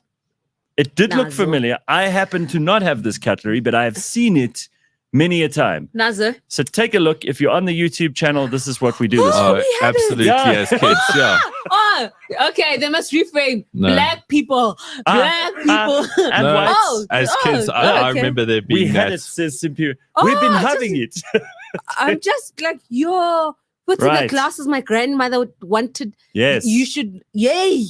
No crack. There was obviously one charismatic traveling salesman in the 80s and just knocked out thousands Yeah, of these guys. everywhere. That is a cutlery set that every South African knows. When I go back to my parents' house again, I'm pretty sure in the depths of the drawer I'll find that That fork. is like the Sunday best as well sometimes, you know? And It's a glass, versatile Sunday right? based. Yeah, That no, glass? The glass looks a bit more. I like my whiskey too much, but the cutlery set, yes. I mean, that's very familiar. So I just thought probably one of those rare moments where the internet gives us a chance to look in the mirror.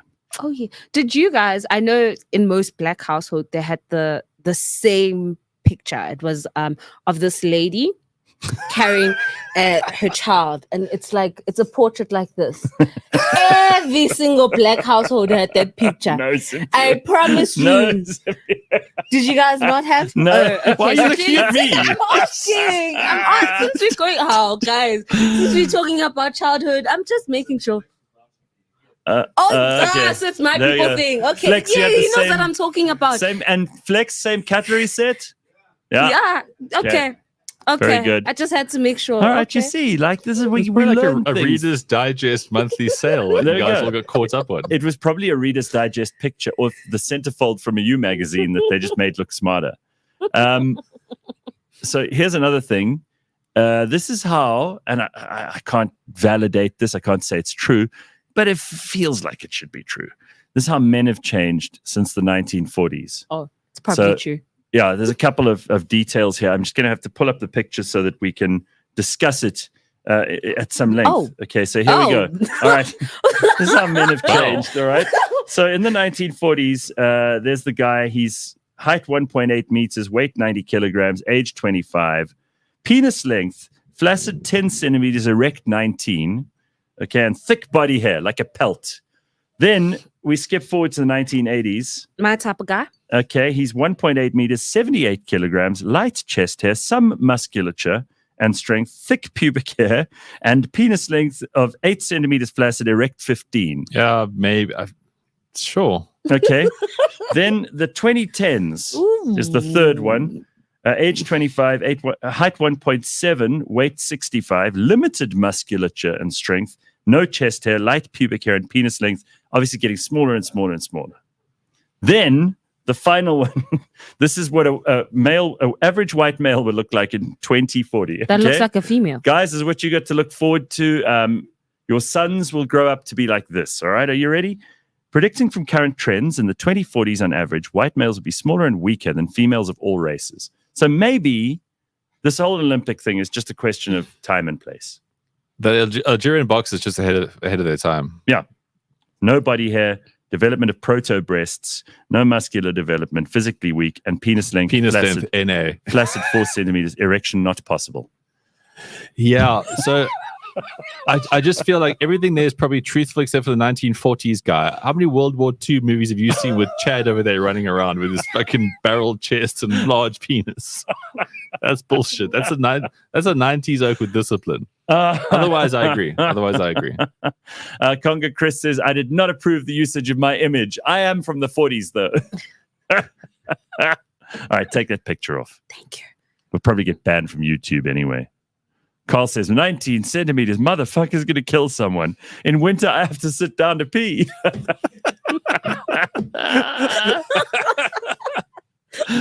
All right, very good.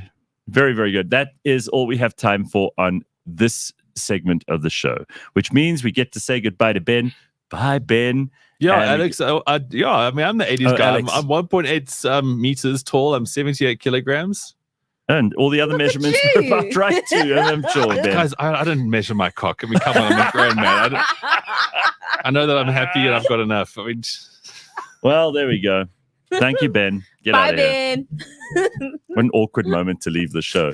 Straight after he talks about measurements. Everyone's gonna be like, All right, get out of here. Okay, very good. Now, let me tell you, I heard a rumor that this man has been celebrating 25 years of comedy. I don't need an excuse to have him on the show, but he happened to be in town and he managed to find a free morning, and this is it. So here he is. Hello, Chris. Hello. How the hell are you, Chris Forrest? I'm wonderful. How are you doing? It's lucky to see you, man. I brought you some bacon jam. I only brought one, though. I'll take it. Thank you. There we go. Simply is, but basically, gift horse mouth. Never There we go. occurred to Take her. it. I just want to show you something else because I'm passionate about this. You showed those knives and forks. I don't know if Yes. you'll be able to see it. Yeah. But these plates. Okay.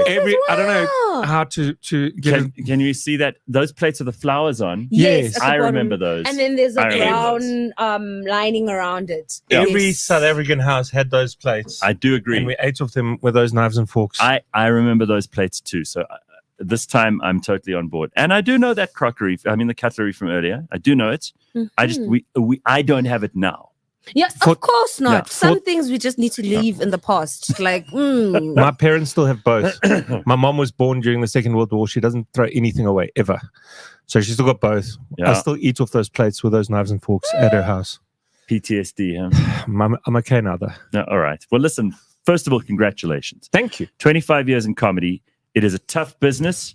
You are still flying high. People love you. You are hysterical. We're going to find out when and where people can still see you doing your thing. But Yes. what are we doing to celebrate? Are you going to have a party? Is there a cake? There's no cake. Not like that There's no KFC. KFC. Not like that KFC woman. I'll get you a barrel. I mean, we were talking earlier about the Olympic athletes and maybe what we should do for them because we don't have a lot of money as a country. But we can get them a bucket of KFC when they come back. do they even eat KFC? I think they're dying for KFC. They're Yeah. like they've been eating nothing Healthy but shit, like broccoli and weird, chicken and brock.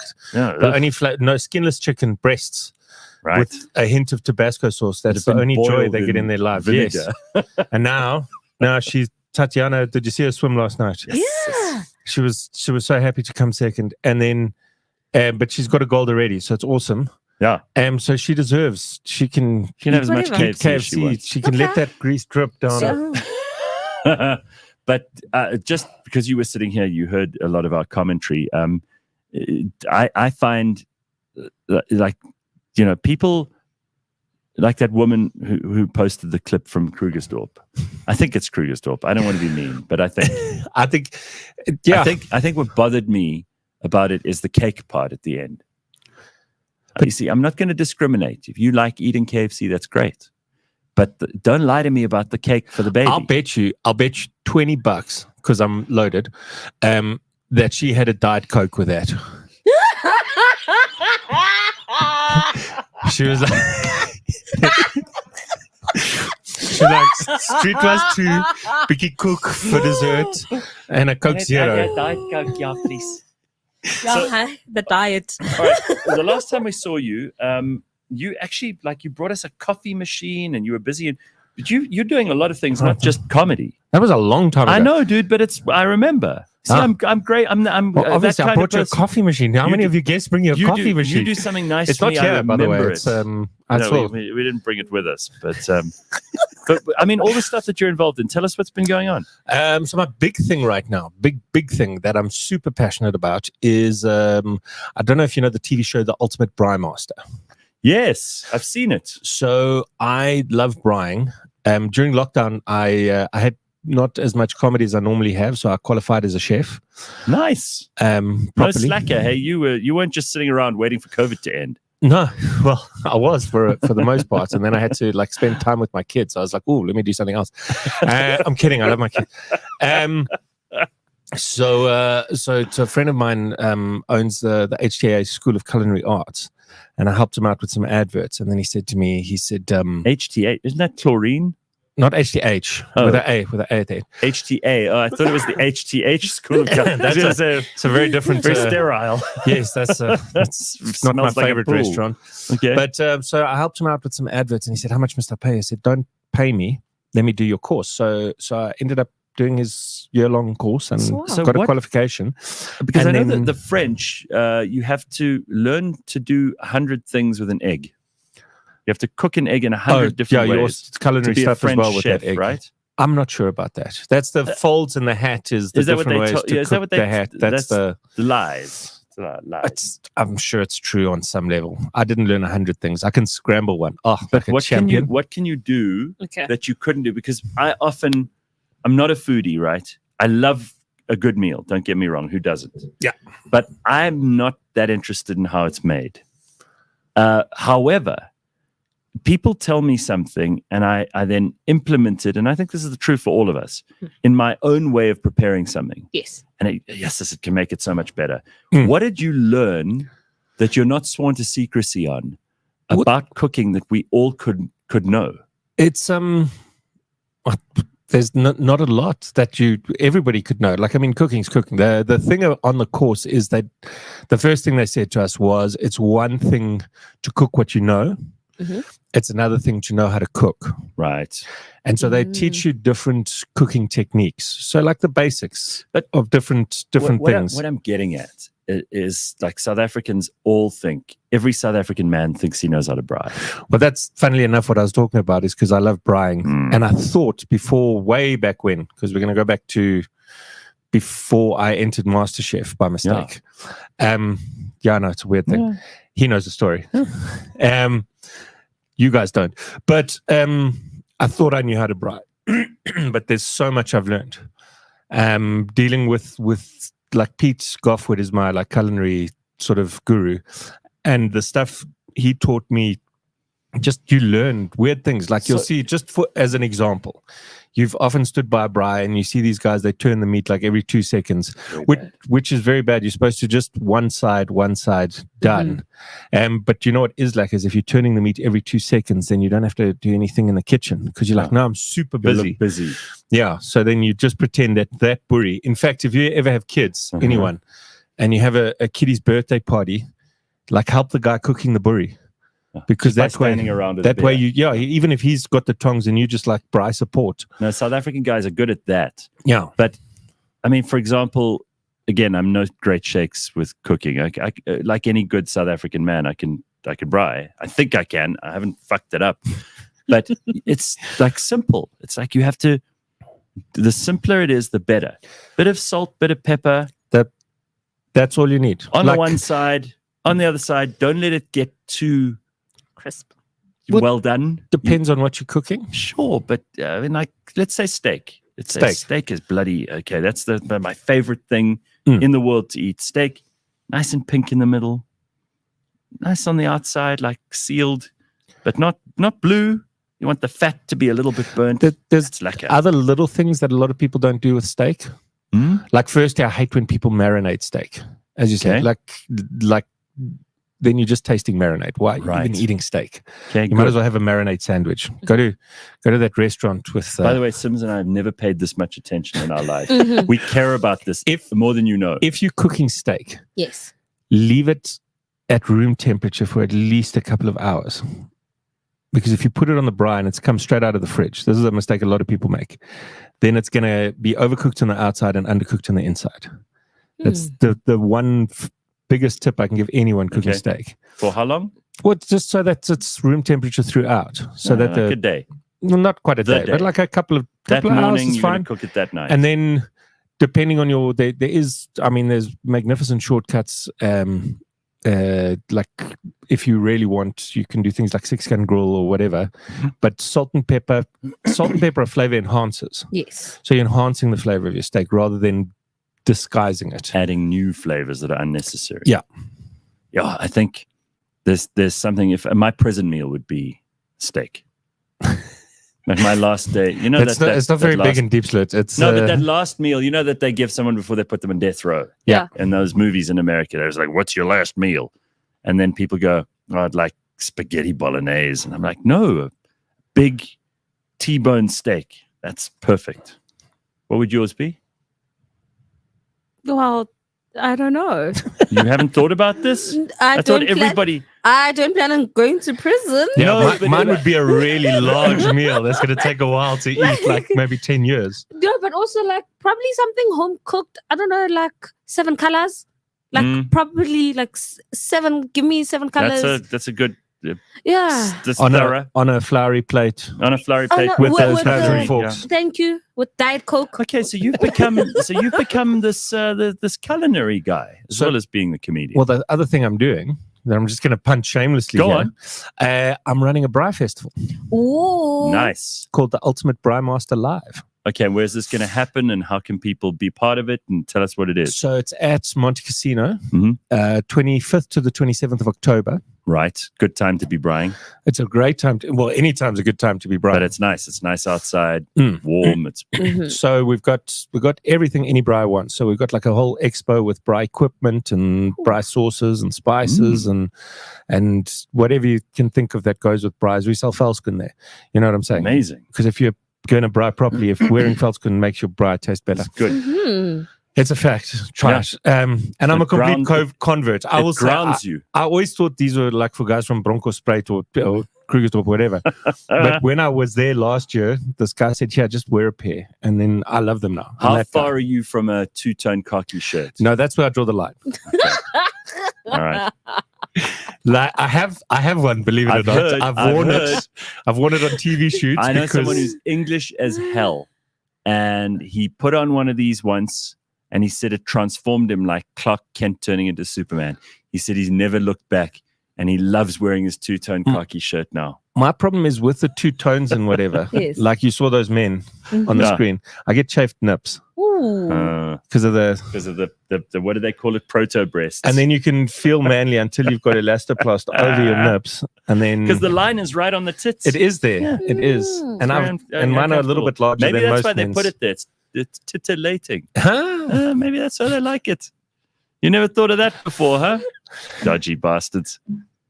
Telling you. All right, so this is a big braai fest. It's a huge braai fest. It's we did it last year, and so this is our second one. We've got all the top braaiers in the country. Really? Who are these people that are the top braaiers in Oh, the you'll country? be surprised. So obviously the judges from the TV show Ultimate Braai Okay. Master, Benny Masekwameng and Pete Goffwood will be there. Right. Then last year we had guys like Moses Malloy, Yeah. Boris Borman, with Kevin Wright, the meat ranger. We've got a guy called Chef Romeo. He's actually a barbecue guy from the States, Wow. and he wants to. Are there things we can learn from the States? They're very different in the States. It's something I've learned. They don't braai, No. and even barbecue is Don't not they like. use like a black These are gas thing, don't yeah, they? that black thing, and then So cooking on gas for me is not. It's like No, an outdoor oven. We like flames. Yeah, so Yeah. but they do barbecue, which is low and slow, which I'm a complete addict of right now. So I'll take, like you like a steak, Yeah. but what I'll do is I'll take a 4 kilogram rump, Sure. and then I put it on that smoke, and I smoke it for about 4 hours. Mm. And when it comes out, it's got all the flavor of rump, but it's as tender as fillet. It's amazing. Anyway, Yeah, so they do like to smoke comment- stuff. Yes. That's another thing. They buy special wood in America, and then I've got a smoker out back. Yeah. I like that. So that's the big American thing. I still Okay. like a braai as well because there's something about that too. Yeah. But Listen, that- you've touched a nerve. This is something we all care about. Who knew we would be talking about it? It Yeah. wasn't something I'd prepared to discuss with you. And look at us. We've been Because talking everyone about likes a Brian braai. for like 10 Yes. minutes. All right, so the comedy stuff you're still doing though, Comedy stuff, yeah, I still do. Still my first Good. love. Still, and does it? Having the What do you best think? time. 25 years. Not a lot of people who've been able to do it for that long. As a career, you're a well-known person in that world. South Africans, we do love comedy. It's become a very, very different industry over those 25 years. Like, what are the main things you reckon have changed in comedy in South Africa since all those years ago when you began? And I mean, there are a few guys who were around at that time who are still around. there's a few. Funnily enough, this weekend I did a gig with there was a bunch of us from the same era. So it was me and David Cow and Riyad Musa and Joe Rastine all on the same stage. You know how I can tell like you guys are all, you're much older now than when we started all of this, because now we called up David the other day. We're like, you must come in. He said, yeah, I'll come on the show anytime, but I got to drop the kids now on the school run, so it's difficult for me to just come in early in the morning. I'm like, how things have changed. Yeah. No, well, I mean, even the comedy. So it was because you kind of, back in the day, we all had different angles of where, and then talking about it, not so much Joey, but me, David, and Riyad all spoke about getting old and what it's like dealing with our kids. How's and the back doing? I'm not that old yet. Okay. Go on. But yeah, so it was quite fascinating from that point of view, because like obviously comedy is all about your life and your truth and whatever. And so my life is basically like going to kids' birthday parties. And But Chris, hang on. I mean, like there's also something so confident and comfortable about someone who's been doing it as long as you have. And I know there's still edge because you could go out there and fuck it up. Obviously, that's always true for comedy. But what I love is that you guys are just so comfortable in your own skin. Like you're not going to get, you're not as sensitive to all the things that you would have been 20 years ago when you'd only been doing it for 5 years. Like now you can go out onto a stage, you'll have fun. The stuff just seems to flow because you've got so much to draw on, so many experiences. That's and also the thing with comedy is a lot of it's nonverbal, believe it or not. And if you're comfortable on stage, the audience is more comfortable. They're more relaxed with you. This is true. Yeah, if you're all pent up and your body language is like, oh, shit, I'm nervous. It's something I try and teach young comedians is the audience subconsciously tenses up with you. And if you tense, you're not going to laugh. Like, so when you're super chilled, everybody's super chilled with you. You're having fun. So do you actually help young comedians? I do. Because a lot of comedians I know couldn't be bothered. They're like, fuck you, figure it out on your own. No, I think when I started out, there were guys, you talk about the differences. It was a very different looking industry when I started out. There were maybe 5 or 6 full-time comics. Yeah. A lot of them still told jokes that you would now get on your family WhatsApp group. Oof. So that's what we do now was still then termed alternative comedy. Yeah. So there were guys who helped me a lot. Guys like, funnily enough, Al Produce, who was on that first night when I did my first ever gig. That's why I've got him on for the show I'm doing for my 25-year birthday. That's awesome. Now, where's the show? You brought it up. Let's hear. It's at Bev's Burgers, which is at the Roosevelt Bowling Club. Are you combining your cooking with the venue and the comedy? Not quite. No, Not directly. I just wanted like a if you ever been to Bev's Burgers, his burgers are amazing. They're super delicious. Okay. Especially the Argentinian one. And I'm not just saying that because I supply him with his chimichurri sauce. You're making chimichurri sauce as well?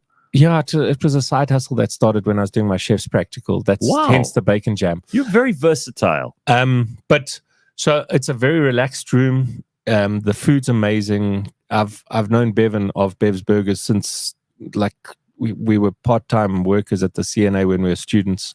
Really? Well, I say we. I was at the PNA. He worked at the CNA with my brother, but we had the news agency Mafia thing covered. Wasn't it was great. PNA lame? In those days, it was. PNA was like the sad version of CNA. Yeah, I couldn't get the job at the CNA because my brother was the manager, so it would have been weird. It would have been nepotism. Yeah, so of course nowadays nepotism's all the rage. So yeah, well, so I was at the PNA. They'd be embarrassed if you got special treatment because your brother owned or was in charge of the shop. But it was lame because it didn't have music.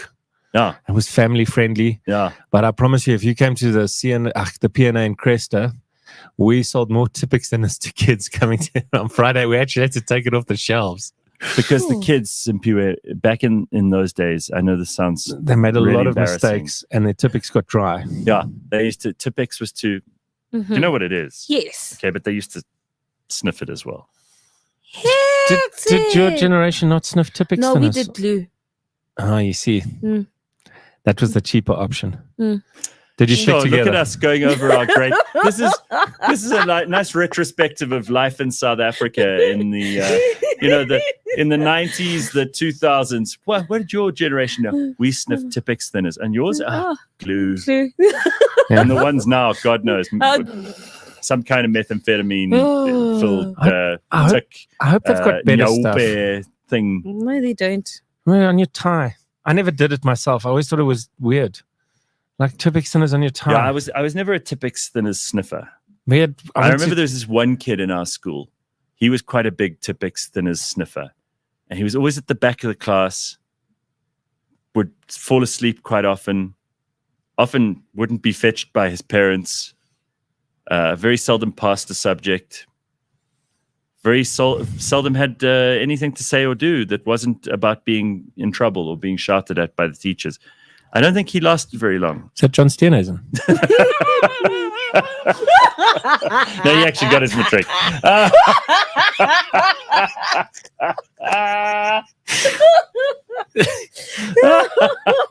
Do you have any comment on what's going on with this government of national unity? We spoke about Gayton McKenzie earlier. He seems like he's having a real good time. I'm loving what he's saying. Just let's see if he does it.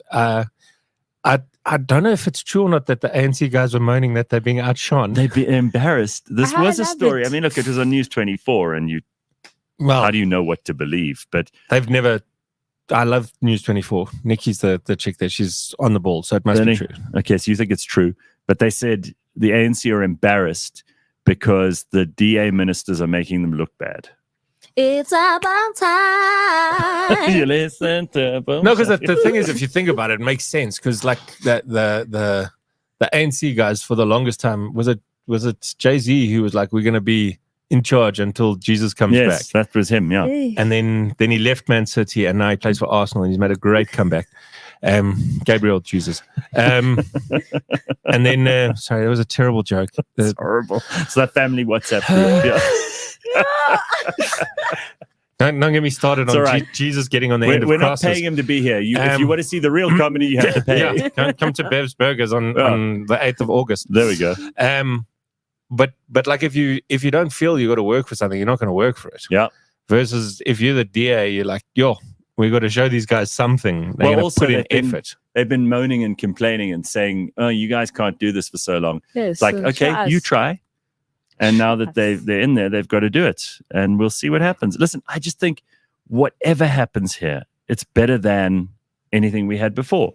Yes. Even if they're average. They didn't start with a high base, I mean, let's be honest. Yeah, so we must be pleased that if they're a little bit about each other's, but you're doing better than me, good. Finally, some competition. Just like sort of steal this. Yeah, but merit is a great thing because you have to earn it. And no one in the DA is just because they're in the DA cleverer or better than anyone in the ANC. It's about how much they want to do. Mm-hmm. If you're lazy, you will get nothing done. And I'm excited to see people like Gayton, who doesn't look like he's lazy, already doing and saying things that seem to be making a huge difference. And yes, if it makes the others look bad, too bad. What is Mr. Groenewald doing to the people in prison? That is Simpiwa's favorite minister. Hey, that man, he's the employee of the month. That man is doing the Lord's work. Hallelujah. In a two-tone Amen. shirt. Protect that man at all costs. Like, hey, that man is working. He's working. Continue with the good work. Continue with the raids in the prison. He's not allowed the death penalty, but if you mess around, you have to sit in solitary and listen to Steve Hofmeyer for. I wouldn't be mad at that. Prison mustn't be fun, guys. Like John Bad Dog says in the comments, L Produges is doing a travel history show, which is apparently fantastic. So he's got a YouTube channel. I think it's called Off the Road or Off the Beaten Track or something like that. It's brilliant. Al's a very talented guy. Take a look at that. Yeah, I love L Produges. For the longest time, I've been saying he's one of the most underrated comics in South Africa. He's a very smart guy. He's superb. So who else from that era do you still see? Who else are you still mates with? In terms of comics who started out at the same time. You mentioned David. All the Pure Monati show guys we still see from quite often. A lot of them have gone on to Kagiso's making great movies. I saw Tsepo in Durban a while ago. Yes. Yeah. And we laughed. Why are you laughing? Tsep was a character of extreme. It's fantastic. We laughed for a whole night. Yeah. It was hilarious. Look, we were drinking as well. So. Obviously. Ronnie Barimula, he's also on the lineup. He is a guy, when I first started out, him and me, if you remember, another person from that era was Joe Parker. Yes, of course. Joe Parker used to run the gig at Hurricanes. He lives in London now with his kids. He's sadly lost his club during lockdown. But he did so much for comedy. He made it an industry. No. Like he really, really took the industry by the scruff of the neck and made it. But he was my first ever manager, and me and Ronnie were the youngsters in the stable. And so we didn't fly in those days. Oh. So I had a blue Ford Laser Dash, and that thing drove I did about 500,000 kilometers driving around the country in this blue. And I drove it. My wife, when we first met, she was like, "You're on TV. Can't you get a better car?" And I was like, "I'm driving this thing till the engine blows up." And where is it now? Did you have to The sell engine blew up. Oh, no. The engine blew up? No, it's actually quite a sad story because it did blow up. And then I replaced it was the head gasket and like the head cracked Did and this everything. car have a name? Betsy. Oh. Betsy the Blue Betsy. Thunder. All my cars have a name. I'm weird like that. But I sold it to this dude and he loved it. And he used to phone me every week and tell me how much he loved the car. Oh. And then he phoned me the one week and he was like, he lived in Shoshanguve and it had been hijacked. Oh. And the police, he hadn't done the transfer yet. So the police were like, if we find it, we're going to phone the previous owner. And he phoned me for like once a week for like 3 months going, "Did the Shame. police call you yet?" And I was like, "Dude, man. I don't know if you know the police in this country, but that So car's not Betsy's coming gone. back." So Betsy got hijacked. Probably chopped up for parts. Yeah, I hate to probably. talk That's a about her sad like this. story. It's like It when my was a sad mom story. told us that the dogs had gone to the farm. And I was like, "What do you mean, Mom?" Did your She's mom like, chop your dogs up for parts? No. No, but she had them put down. Oh. But she's like, "Oh, we sent them off to the farm." I was like, "What farm? Whose farm? Why?" She was like, They're not good at farming. it wasn't right to keep them in town. It's not fair. And I was like, "Okay, I get this." She's just trying to soften the blow. So maybe this guy, he sold Betsy for parts and he was just trying to She went soften the farm. blow. But we had to. My mom was hectic with that. We had to bury the dogs ourselves. So it was a double whammy. Your dog's dead. Now you got to dig a hole. You know how hard it is to dig a hole. And did they? What, Did in the child vet come and labor? put them to sleep, or did you shoot them? No, in most cases it was the vet. But I must tell you the story but there was one or two cases where you just shot them. we had this dog called Spike, and it's quite dark, but it's one of my favorite stories. So I was getting older, and my brother had moved out, and so my mom didn't want Spike to go because he was on his last legs, and she didn't want him to go and not have a hole to be buried in. So we pre-dug the hole for Spike. Oh, Jesus, how long? You can see how that. long in advance?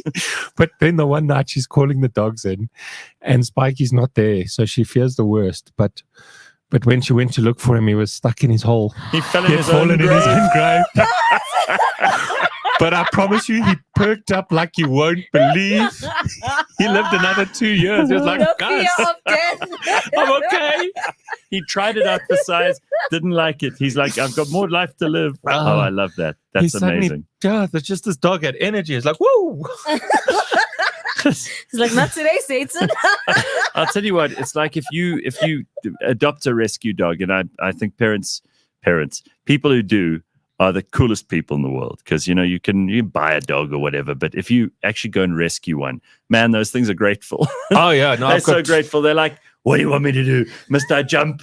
Must I pant? Must I bark? Must I just sit here and be quiet? Anything you want." I've got two. They're brilliant. They're amazing. They're lovely, man.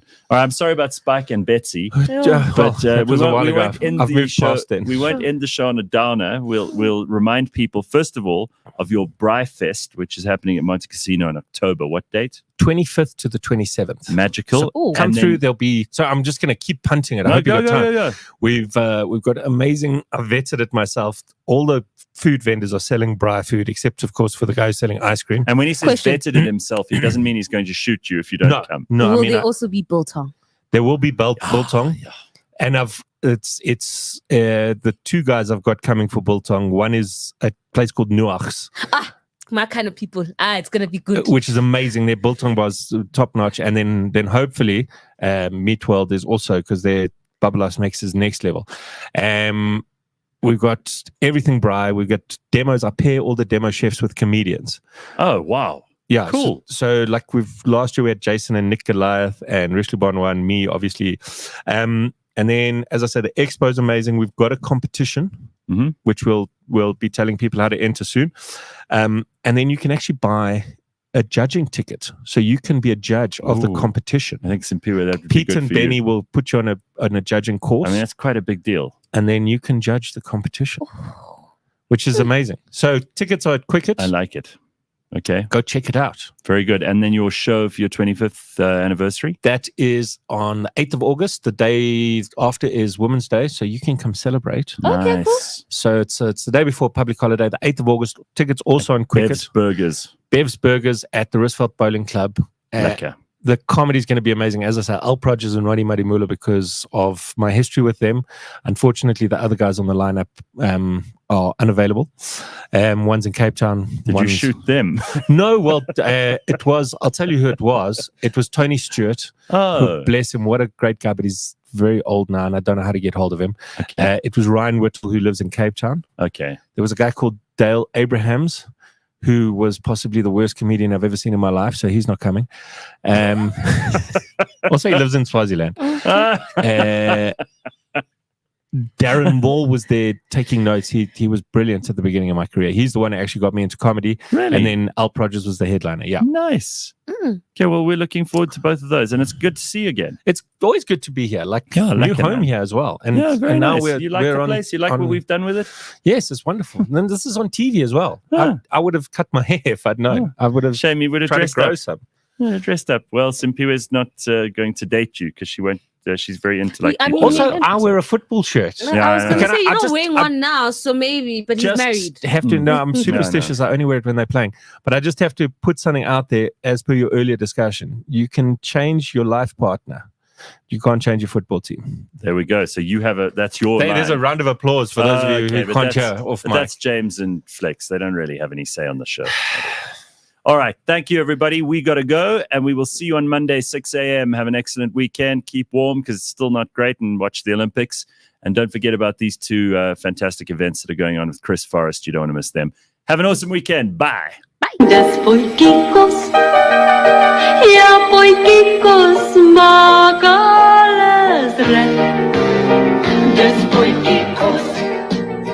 Despoikikos